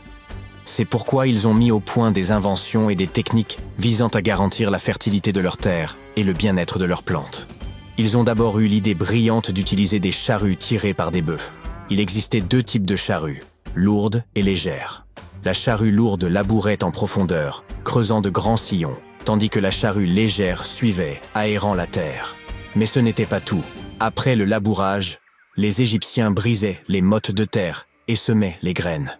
Pour bien enfoncer ces graines dans les sillons, ils faisaient traverser leur bétail sur le champ, fermant ainsi efficacement les sillons. Mais tout ce travail serait vain si les graines restaient aussi sèches que le désert. C'est là qu'intervient l'irrigation. Les Égyptiens étaient si compétents dans ce domaine que d'autres civilisations, comme les Grecs et les Romains, ont été forcées d'adopter leurs méthodes. Maintenant, changeons de sujet et plongeons dans l'architecture splendide de l'Égypte ancienne. Ces bâtisseurs n'étaient pas seulement des experts en agriculture, ils étaient aussi des maîtres architectes. Ils ont construit des canaux raffinés pour acheminer l'eau vers les fermes et villages, et croyez-nous, ils savaient comment embellir ces canaux. Imaginez-vous flâner le long d'un canal bordé de structures décoratives. Le pharaon Ramsès II, surnommé le Grand, était un véritable prodige en matière de construction. L'une de ses créations les plus impressionnantes se trouve à Abou Simbel. Ce temple a été conçu de façon à ce que, 2 fois par an, le soleil pénètre directement dans le bâtiment pour illuminer la statue du pharaon. Et n'oublions pas l'encorbellement. Sans cette merveille architecturale, des structures aussi impressionnantes que la pyramide de Khéops n'auraient jamais vu le jour. Les Égyptiens maîtrisaient l'art de faire tenir des édifices majestueux, grâce à leur génie en ingénierie et en construction. Ils ont érigé de vastes salles et des sanctuaires intérieurs qui ne manqueront pas de vous émerveiller. Et certains de leurs temples servaient également d'observatoires astronomiques. À un moment donné de sa longue et très intéressante histoire, notre chère planète Terre était en train de roupiller tranquillement, faisant son petit bonhomme de chemin, tournant autour du Soleil. Et puis, bam, la vie commence à s'emballer. Les plantes et les animaux se mettent à se pavaner, dévoilant toute leur complexité. Un peu plus tard, il y a environ 65 millions d'années pour être exact, une catastrophe cosmique se produit. C'est du moins ce que nous supposons. Un astéroïde s'est probablement écrasé sur la Terre, anéantissant les dinosaures et un tas d'autres grands animaux. Nous n'avons pas beaucoup plus de détails sur l'astéroïde en question. Mais nous savons qu'il était extrêmement massif et qu'il s'est écrasé sur notre précieuse planète, créant un chaos poussiéreux qui s'est répandu partout. Aujourd'hui encore, on trouve des vestiges de cette couche de poussière dans les roches sédimentaires. Si tu creuses en dessous, tu y découvriras tout un tas de fossiles. Ces créatures préhistoriques menaient la grande vie avant que l'astéroïde ne vienne gâcher la fête. Imagine que la planète fasse le ménage, laissant un tas d'espaces vides qui n'attendent que d'être remplis. Et devine qui a profité de l'occasion ? Les mammifères pardis.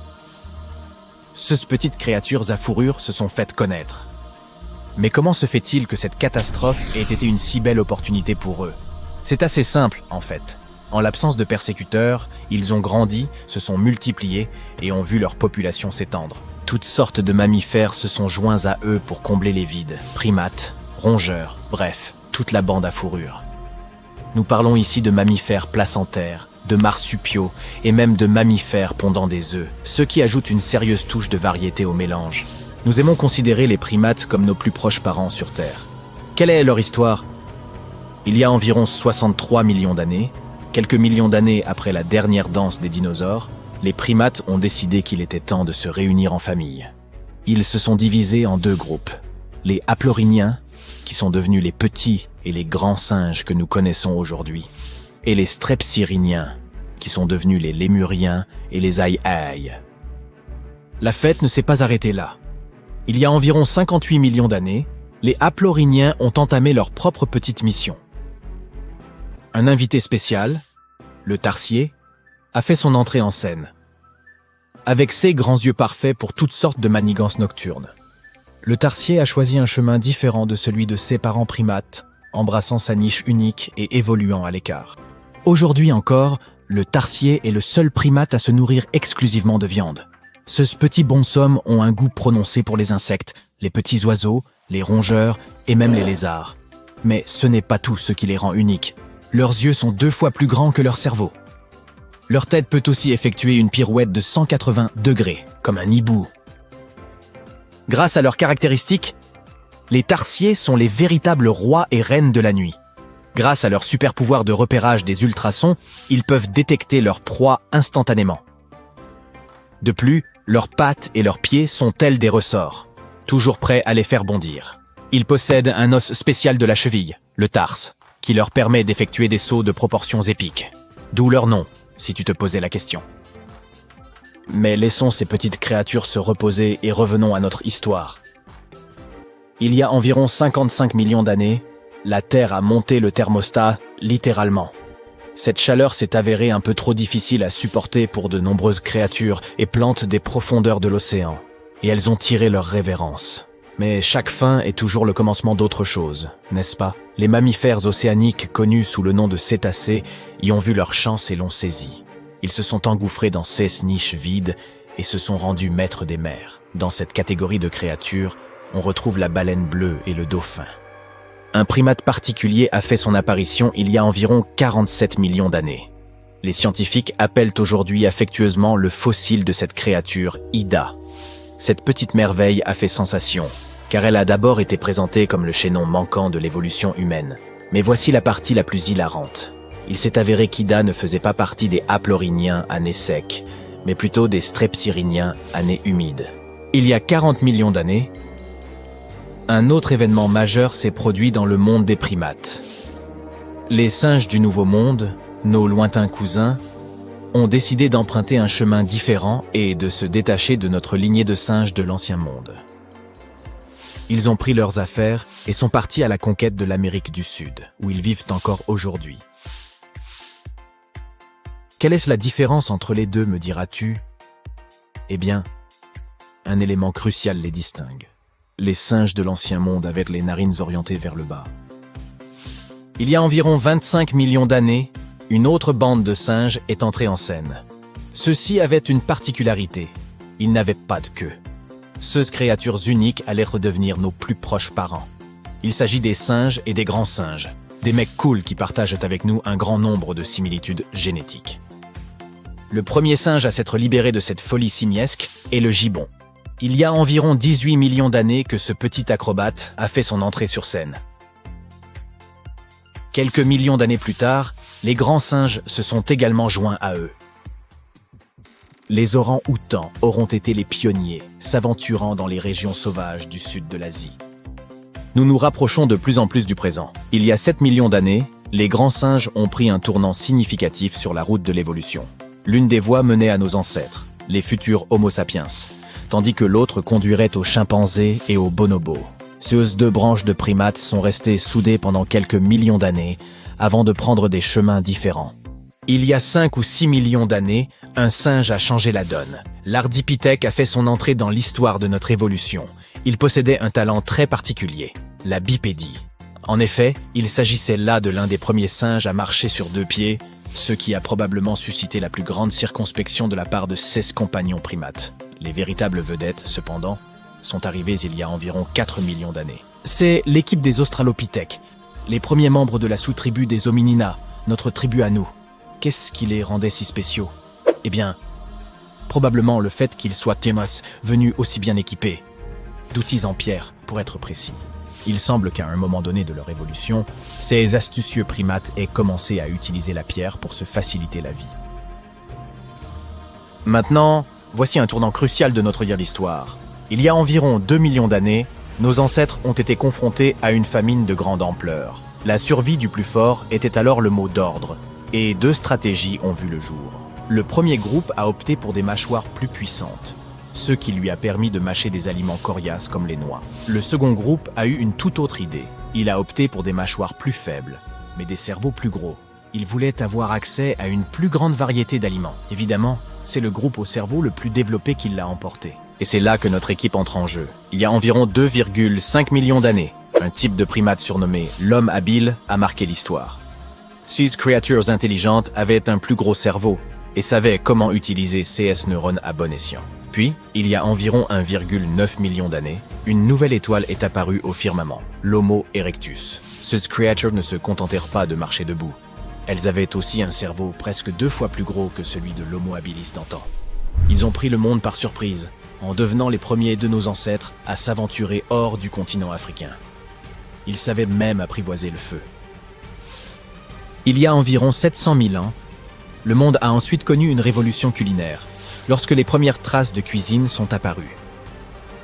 Et il y a environ 500 000 ans, nos ancêtres ont décidé qu'il était temps de devenir esclaves de la mode en arborant les premières traces de vêtements. Notre propre espèce est née il y a seulement 300 000 ans. Je t'avais bien dit qu'on était à la traîne. Mais le monde n'a plus jamais été le même après l'apparition de l'Homo sapiens, l'homme moderne sur le plan anatomique. Aux côtés d'autres membres de notre famille, nous avons émergé, prêts à conquérir le monde avec nos esprits novateurs et nos sociétés complexes.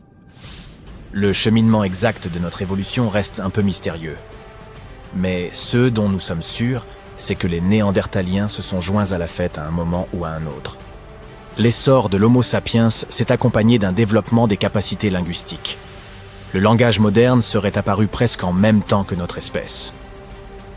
Nous avons commencé à nous exprimer, à partager des histoires et à façonner le monde avec nos mots. Et voilà le travail. Il aura fallu 13,8 milliards d'années d'histoire cosmique pour que les humains fassent leur entrée. Réfléchis-y. 99% du temps écoulé depuis le Big Bang, nous n'étions même pas là. Notre espèce, l'Homo sapiens, est la petite dernière de la famille Terre et n'existe que depuis une infime partie du temps alloué à l'univers. Pourtant, en un clin d'œil, nous avons réussi à démêler toute l'histoire qui nous a menés à notre propre existence. L'histoire ne s'arrêtera pas avec nous. C'est une saga en cours qui s'écrit à chaque instant. Que fait un bateau au beau milieu du désert? On s'attendrait plutôt à retrouver un navire près des côtes. Cette question a préoccupé les archéologues pendant des décennies. En 1988, une tempête s'est abattue près de l'un des sites archéologiques majeurs de l'Égypte ancienne. Une structure en bois est alors apparue, dégagée des sables. Elle avait été rongée par les termites, mais les scientifiques étaient résolus à percer son mystère. En l'an 2000, les fouilles ont débuté à proximité d'Abydos, et une équipe d'experts américains a rapidement découvert un bateau de 21 mètres de long. Cependant, cette découverte n'était pas isolée, puisqu'ils ont mis au jour 14 autres embarcations, soigneusement alignées les unes à côté des autres. L'état de ces navires a rendu leur extraction complète impossible, mais, heureusement, le bois était suffisamment bien préservé pour y prélever un échantillon. Les analyses ont révélé que ces bateaux dataient d'environ 5000 ans, faisant ainsi de cette flotte la plus ancienne de l'histoire humaine connue à ce jour. La période de leur construction remonte à 5 siècles, avant l'édification des pyramides de Gizeh. Chaque navire était abrité dans une chambre voûtée, parfaitement adaptée à ses dimensions. Cette pièce mesurait environ un tiers de la taille d'un court de tennis et était entourée de murs en briques de boue, ornés de plus de 120 représentations de bateaux. Ces dessins avaient été incisés sur des murs blanchis à la chaux, remarquablement préservés au fil du temps. Les scientifiques sont au fait de l'existence de ces chambres mystérieuses depuis plus d'un siècle, période durant laquelle un archéologue britannique, Arthur Weigall, a découvert une structure intrigante à l'ouest du Nil. Son équipe a eu un aperçu des murs intérieurs, mais une partie du toit s'est malheureusement effondrée, les contraignant à interrompre leur exploration. Bien que les chercheurs aient abandonné le site, son emplacement a continué d'être inscrit sur les cartes. La position des bateaux a d'abord amené les scientifiques à penser qu'ils se trouvaient sur une rive du Nil. Cependant, cette théorie présentait une faille. Actuellement, le fleuve s'écoule à près de 11 km à l'ouest d'Abydos. Des recherches supplémentaires sur le terrain environnant ont révélé que le Nil n'avait pas changé de cours au fil de l'histoire. De plus, si les bateaux avaient flotté près d'un quai, leur position aurait été instable. Or, les 14 embarcations découvertes à Abydos étaient parfaitement alignées les unes par rapport aux autres. Une seule conclusion pouvait être tirée de cette situation. Quelqu'un les avait délibérément disposées ainsi, ce qui impliquait un effort considérable. Chaque bateau pouvait accueillir jusqu'à 30 rameurs, prouvant ainsi qu'ils étaient adaptés à la navigation. Il ne s'agissait pas de simples maquettes, mais les chercheurs doivent encore déterminer s'ils ont effectivement navigué sur des étendues d'eau de l'Égypte ancienne. Cela n'enlève rien à l'importance de cette découverte. Auparavant, les archéologues n'avaient mis au jour que des modèles réduits. Dans le tombeau de Toutankhamon, par exemple, on dénombre 35 maquettes de bateaux. Et pendant une longue période, ces figurines constituaient les seules indications sur l'apparence des navires de l'Égypte ancienne. La conception de ces bateaux atteste de leur authenticité. Ils constituent les plus anciens exemples connus de ce que l'on appelle des bateaux construits. Dans l'Antiquité, les gens réalisèrent des embarcations primitives en creusant de grands troncs d'arbres, tandis que l'alternative consistait à assembler des roseaux pour former un radeau. Mais les bateaux découverts à Abydos étaient composés de planches attachées ensemble. Cette découverte a marqué une avancée significative dans le domaine de la construction navale. À leur époque, ces bateaux devaient être impressionnants, car le bois représentait une ressource précieuse. Dans le désert, il n'y avait pas de bois, et le cèdre devait être importé du Liban. Seul le pharaon pouvait se permettre un tel luxe. L'étude de la zone entourant l'ancienne flotte a également apporté des éclaircissements supplémentaires. Les scientifiques ont découvert une structure en briques de boue dédiée au culte du pharaon, et sa date de construction approximative coïncide avec celle des bateaux en bois. Les mêmes briques utilisées pour édifier ce bâtiment ont également servi à enfermer la flotte. Lors de leur construction, les salles qui les abritaient étaient dotées d'un plafond, une section que les archéologues ont mise au jour au début du XXe siècle. Tout comme les momies dans leurs sarcophages, ces magnifiques navires reposaient à l'intérieur de voûtes splendides. L'extérieur de ces salles était tout aussi impressionnant. À l'origine, les murs extérieurs étaient revêtus d'un enduit en calcaire blanc qui avait la capacité de réfléchir la lumière. Sous les rayons du soleil désertique, la structure abritant les bateaux devait resplendir à des kilomètres à la ronde. Les bâtisseurs égyptiens anciens ont employé la même méthode pour recouvrir les pyramides 5 siècles plus tard. Aujourd'hui, leur surface apparaît en dents de scie, mais cela n'a pas toujours été le cas. Lors de leur construction, les pyramides présentaient une fine couche supérieure de calcaire blanc, dont la surface lisse scintillait sous la lumière du soleil. Plutôt que d'avoir des marches, la couche extérieure des pyramides se présentait davantage comme une pente élégante. Les archéologues sont aussi se posaient une ultime question. À quel pharaon appartenait cette flotte? La réponse se trouvait à moins de 2 km du site, à l'emplacement du tombeau d'un pharaon de la 5e dynastie, le roi Sésostris III. La période et le style de construction de ce dernier coïncidaient avec ceux des chambres contenant les bateaux. La fin de son règne pourrait expliquer comment ces embarcations ont fini en plein désert. Il est probable que le pharaon soit mort dans le nord de l'Égypte, puis que son corps ait été transporté le long du Nil jusqu'à Abydos, dans une majestueuse procession de bateaux décorés. Les vaisseaux furent ensuite descendus dans des chambres situées près du lieu de dernier repos de leurs propriétaires, ce qui revêtait une signification symbolique. Dans la croyance des anciens Égyptiens, les navires occupaient une place centrale. Leur divinité suprême, le dieu Ré, parcourait le ciel durant la journée sous la forme du soleil, tandis que la nuit, il naviguait à travers le monde souterrain dans une barque solaire. Le pharaon s'identifiait à Ré, ce qui expliquait son besoin d'embarcation dans l'au-delà. Elle représentait le seul moyen de se régénérer, tout comme le soleil se lève chaque jour à l'horizon. Cette croyance perdura pendant des millénaires. Un pharaon emblématique, Khéops, possédait également un navire, découvert par des scientifiques en 1954 à proximité de sa pyramide à Gizeh. Ce dernier est environ 4 siècles plus récent que la flotte d'Abydos, mais le bateau de Khéops était presque 2 fois plus long. La grande pyramide de Gizeh et le tombeau de Toutankhamon figurent parmi les découvertes archéologiques les plus célèbres d'Égypte. Pourtant, de nombreux secrets demeurent enfouis sous les sables infinis du Sahara. Récemment, en 2020, des archéologues ont mis au jour une ville perdue, qualifiée de plus importante découverte depuis celle du tombeau de Toutankhamon en 1922. La ville d'Aton, âgée d'environ 3000 ans, suscite l'espoir des historiens d'obtenir un aperçu de la vie quotidienne des anciens Égyptiens. L'archéologue et égyptologue renommé Zahi Hawass a décrit ce site comme une cité d'or oubliée. Aton se situe à environ 500 km au sud du Caire, la capitale égyptienne, et se trouve à proximité de la célèbre vallée des rois. Les archéologues ont d'abord découvert des sections de murs en briques de boue qui s'étendaient dans toutes les directions. Puis, ils ont mis au jour des pièces complètes contenant des outils du quotidien. L'équipe de fouilles a également révélé une boulangerie, un quartier résidentiel et un district administratif, tous datant de l'époque où la civilisation égyptienne était à son apogée. Ils ont également été les pionniers dans la fabrication d'objets en fer. En 1911, des scientifiques ont découvert un ensemble de perles en fer près du village d'El Gerzeh en Basse-Égypte. Ces perles représentent les plus anciens artefacts en fer connus à ce jour. Cette découverte est proprement fascinante, car les anciens les ont créées en martelant un morceau de météorite. Ces 9 perles faisaient autrefois partie d'un collier élaboré. Aujourd'hui, elles sont corrodées et noircies, ce qui est parfaitement normal pour un bijou datant de plus de 5000 ans. Composées d'un alliage de fer et de nickel, ces perles témoignent du savoir-faire exceptionnel des anciens bijoutiers. Leur habileté est d'autant plus remarquable qu'ils ignoraient l'origine stellaire du matériau utilisé. La pyramide de Khéops présente également une caractéristique remarquable. Un groupe de recherche international a analysé la réponse électromagnétique de la structure aux ondes radio et a découvert que la pyramide était capable de concentrer l'énergie électromagnétique en son sein. Ce phénomène se produit tant à l'intérieur de ses chambres qu'en dessous de sa base. Elle abrite également une chambre souterraine inachevée.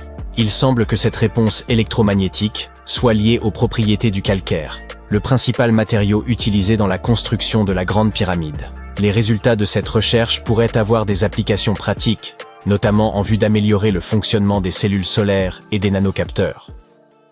La plupart des gens savent que les pyramides ont été construites pour servir de tombeau aux pharaons, afin de leur assurer un voyage sans encombre vers l'au-delà.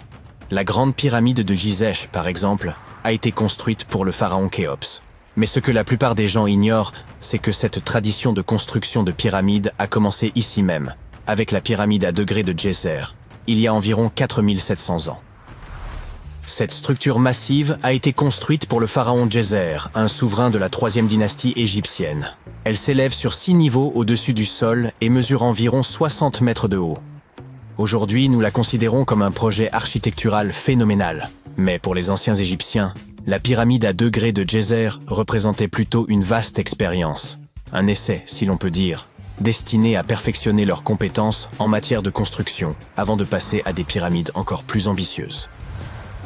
Atteindre de nouveaux sommets est très excitant, mais le véritable mystère réside dans ce qui se passe sous terre. Dans le labyrinthe souterrain de cette pyramide, un réseau de tunnels s'étend sur environ 5,5 km.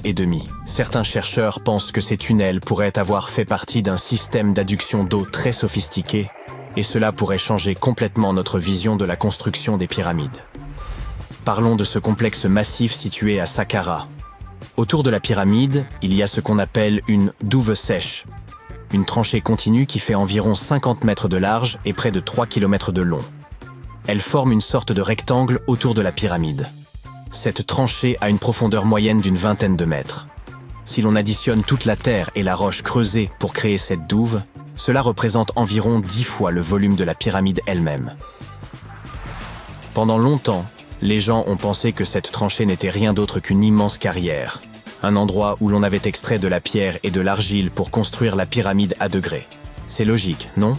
Mais en y regardant de plus près, on s'est aperçu qu'il n'en était rien. La tranchée est trop étroite et trop profonde pour avoir été exploitée, et son tracé ne correspond à rien de ce que nous savons des méthodes d'extraction de l'Égypte ancienne.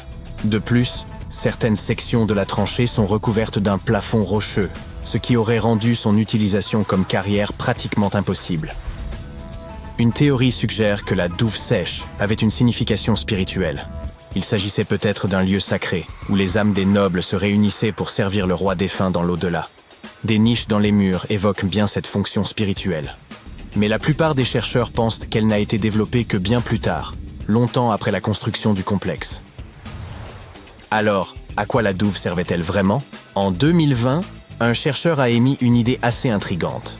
Il est possible que cette tranchée ait été conçue pour recueillir et canaliser l'eau, en particulier après de fortes pluies. Cela semble logique si l'on considère son emplacement. La douve se trouve dans une zone qui aurait facilement pu être inondée par les eaux de ruissellement provenant des plaines voisines. Cela pourrait également expliquer pourquoi la tranchée n'a été utilisée pour de nouvelles tombes que bien plus tard, lorsque le climat est devenu plus sec et le site moins sujet aux inondations. Mais l'histoire devient encore plus fascinante, car cette tranchée semble faire partie d'un système hydraulique plus vaste et plus élaboré à l'intérieur du complexe de Djéser. C'est comme si elle comportait plusieurs compartiments, soigneusement taillés dans la roche et reliés par des tunnels. Ces compartiments faisaient probablement partie d'un système de traitement de l'eau. L'eau s'écoulait d'un compartiment à l'autre, se purifiant au fur et à mesure qu'elle progressait. C'est ici que les choses commencent à se rattacher à la pyramide elle-même. Le complexe de Djéser comporte une série de puits souterrains, et certains chercheurs pensent que l'eau de la douve a pu être utilisée pour alimenter un système d'ascenseur hydraulique. Cet ascenseur hydraulique géant aurait alors servi à soulever les lourdes pierres nécessaires à la construction de la pyramide. Il fonctionnait comme un volcan, mais au lieu de lave, c'est de l'eau qui soulevait les blocs de pierre. Imaginez un grand trou profond dans le sol au centre du site de la pyramide. À l'intérieur de ce trou, il y avait une énorme plateforme en bois, un peu comme un radeau géant qui pouvait monter et descendre. Lorsque les ouvriers voulaient soulever une pierre lourde, ils remplissaient le trou d'eau. Lorsque le niveau de l'eau montait, la plateforme en bois se mettait à flotter, emportant la pierre avec elle, un peu comme un ascenseur géant. Lorsque la pierre atteignait la bonne hauteur, les ouvriers la faisaient glisser de la plateforme vers la pyramide.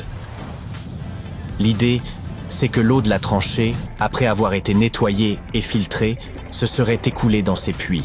Un flotteur énorme, peut-être en bois, s'élevait alors au fur et à mesure que l'eau remplissait le puits, soulevant les pierres jusqu'à l'endroit où on en avait besoin pour la construction. Une fois la pierre en place, l'eau était évacuée et la plateforme redescendait, prête à soulever la pierre suivante.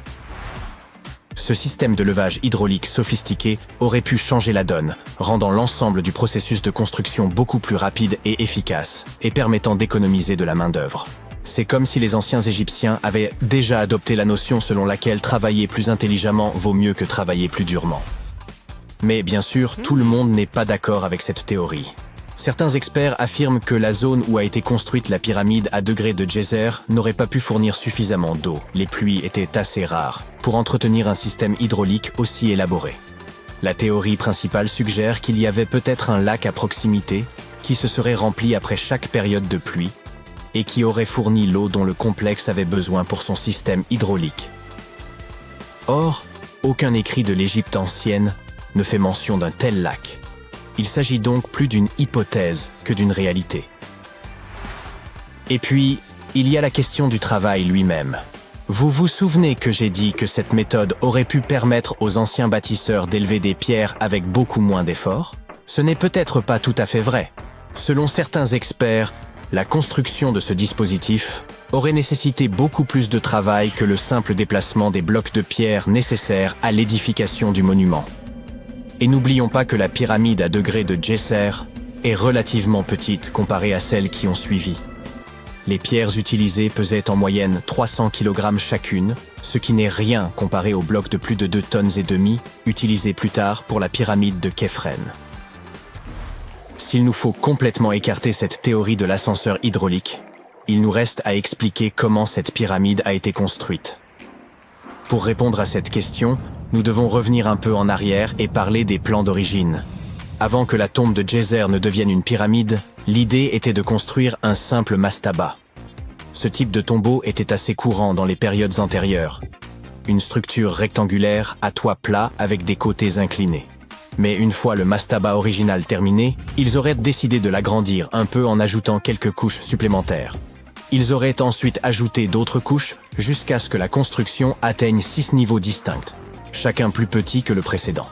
Et ils auraient probablement fait tout cela en soulevant ces lourdes pierres à l'aide de passerelles, et non d'un ascenseur hydraulique. Nous ignorons encore beaucoup de choses sur la pyramide à degrés de Djéser. Des recherches supplémentaires sont certainement nécessaires pour comprendre comment ce système fonctionnait, ou s'il a même existé. Mais l'idée d'utiliser de l'eau pour construire une pyramide apporte une nouvelle dimension à notre compréhension de l'ingénierie de l'Égypte ancienne. Cela nous rappelle avec force à quel point ces bâtisseurs étaient intelligents et ingénieux, mettant à profit les ressources naturelles dont ils disposaient pour créer l'un des monuments les plus emblématiques de l'histoire.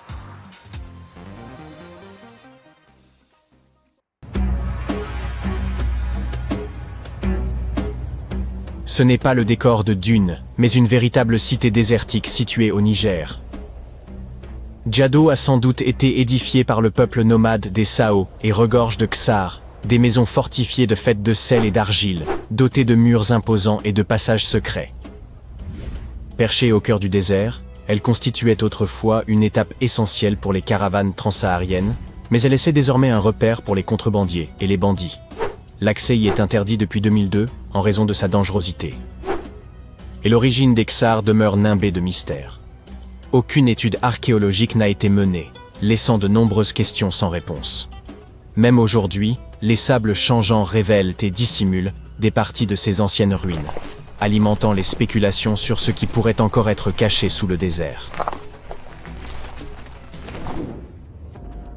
En parlant de structures enfouies, les chercheurs ont été stupéfaits par la découverte de tubes de lave en Arabie Saoudite. Ces passages souterrains se forment lorsque la lave en fusion refroidit. Les chercheurs pensent que d'anciens nomades ont pu utiliser ces tunnels pour survivre aux conditions désertiques extrêmes. Lors de leur excavation, les archéologues ont mis au jour des artefacts, des peintures rupestres et des restes squelettiques. L'art et les ossements d'animaux suggèrent que les personnes ayant utilisé ces tunnels étaient probablement des bergers. On tente encore de déterminer si ces groupes y résidaient sur de longues périodes, ou si les tunnels ne servaient que de refuge temporaire. La pyramide de Khéops se dresse depuis des millénaires, mais elle continue de receler des secrets. Grâce à une technologie de balayage avancée, les scientifiques ont découvert 2 structures cachées sous un ancien site funéraire. La première forme une structure peu profonde en elle, tandis qu'en dessous se trouve un espace bien plus vaste, qui pourrait être un lieu de sépulture ou une chambre. La structure plus petite a été délibérément remplie de sable, tandis que la plus profonde pourrait être une chambre vide. On estime que les deux sont reliés, peut-être par un passage menant à une chambre secrète. Cette découverte est d'importance capitale, car elle pourrait nous offrir de nouvelles perspectives sur les bâtisseurs des pyramides et leurs motivations. Le monde est riche en écrits anciens, mais certains messages demeurent impénétrables, à l'instar du mystère de la tablette de Bachplémy. Cette pierre énigmatique, extraite d'un lac en Géorgie, est recouverte de symboles que personne n'arrive à déchiffrer. Malgré les progrès technologiques, les experts restent totalement déconcertés. Cette tablette, de la taille d'un livre, comporte 60 symboles gravés avec soin sur sa surface. Mais 39 d'entre eux ne correspondent à aucune langue connue. Certains de ces symboles ressemblent à ceux des civilisations anciennes du Moyen-Orient, de l'Inde et de l'Égypte, mais aucun n'est parfaitement identique. Pour compliquer davantage les choses, une partie de la tablette est brisée, laissant un fragment irrémédiablement perdu. Pour exclure toute supercherie, les scientifiques ont minutieusement examiné la tablette. Ils ont confirmé qu'elle était constituée de basalte vacuolaire, une roche locale d'une grande dureté. Quiconque a sculpté ces symboles devait posséder une grande expertise. Sur la base de découvertes archéologiques similaires, les spécialistes estiment que la tablette pourrait dater de la fin de l'âge du bronze ou du début de l'âge du fer. Certains symboles se répètent, ce qui pourrait indiquer qu'ils représentent des chiffres. Il se pourrait qu'il s'agisse d'un inventaire, d'un registre de bataille ou même d'une offrande aux dieux. Tant que le code n'aura pas été décrypté, la tablette de Bachplémy restera un mystère insondable des profondeurs de l'histoire. Les experts sont toujours déconcertés par la signification de ce disque minoen. Le disque de Phaistos est l'une des découvertes les plus mystérieuses de la civilisation minoenne. Cet objet en argile de 15 cm, découvert en 1908, comporte des marques en spirale étranges que personne n'a encore complètement décodées. Le disque comporte 240 et un symboles des deux côtés, représentant tout, des humains et des animaux aux outils et aux plantes. On a proposé de nombreuses théories sur la signification de ces symboles.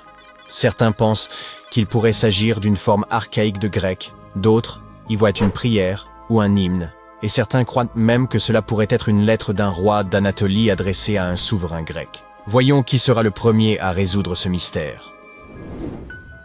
C'est toujours une journée palpitante pour un archéologue lorsqu'il découvre quelque chose d'aussi impressionnant qu'une tête en marbre vieille de 2000 ans. Une mission archéologique française a entrepris des fouilles dans une vieille maison médiévale proche d'Alexandrie, en Égypte, et a mis au jour la tête d'une statue représentant un vieil homme, probablement malade. Cette statue date de la dernière dynastie égyptienne avant l'annexion de l'Égypte par l'Empire romain, et le site de sa découverte est lié à des figures historiques comme Cléopâtre et Marc-Antoine. Pour les archéologues, même les plus petites trouvailles sur ce site revêtent une grande importance. Vous avez sûrement entendu parler de Lucie, l'Australopithèque, un ancêtre précoce des humains? Eh bien, des scientifiques ont retrouvé des empreintes de son espèce quelque part en Tanzanie. Les empreintes de l'étolie, comme on les appelle, ont plus de 3 millions d'années.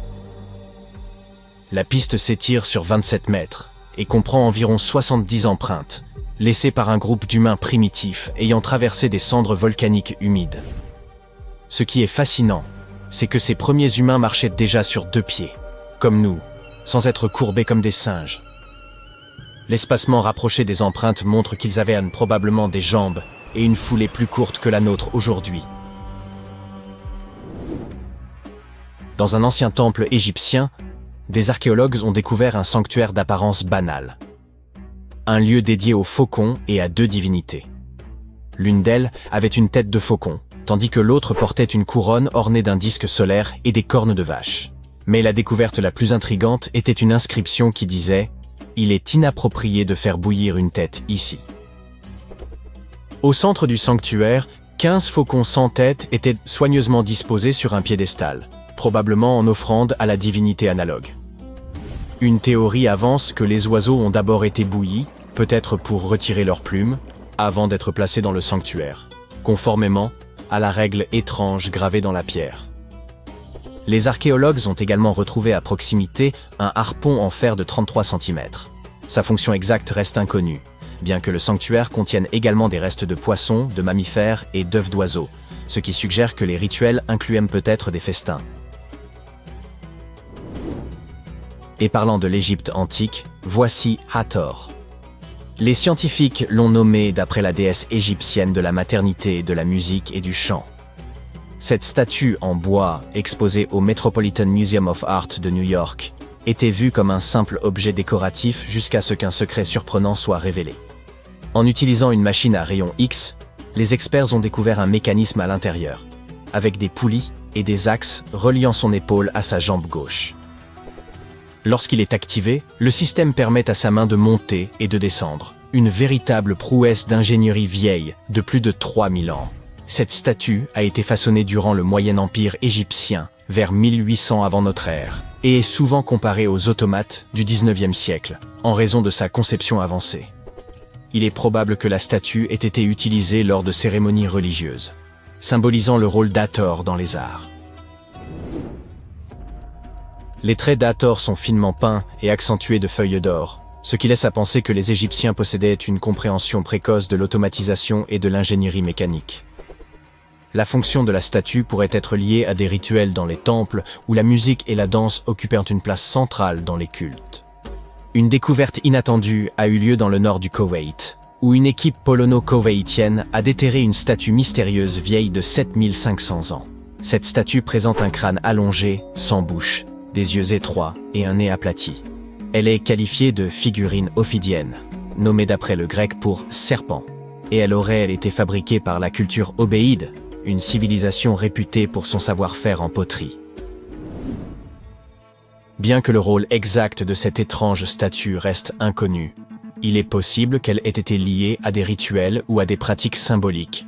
Certains scientifiques estiment que ces figurines, retrouvées dans des maisons ou des lieux de sépulture, étaient associées à des croyances culturelles importantes. Quand nous ne pouvions pas aborder les mystères irrésolus de ce monde sans mentionner ces crânes allongés.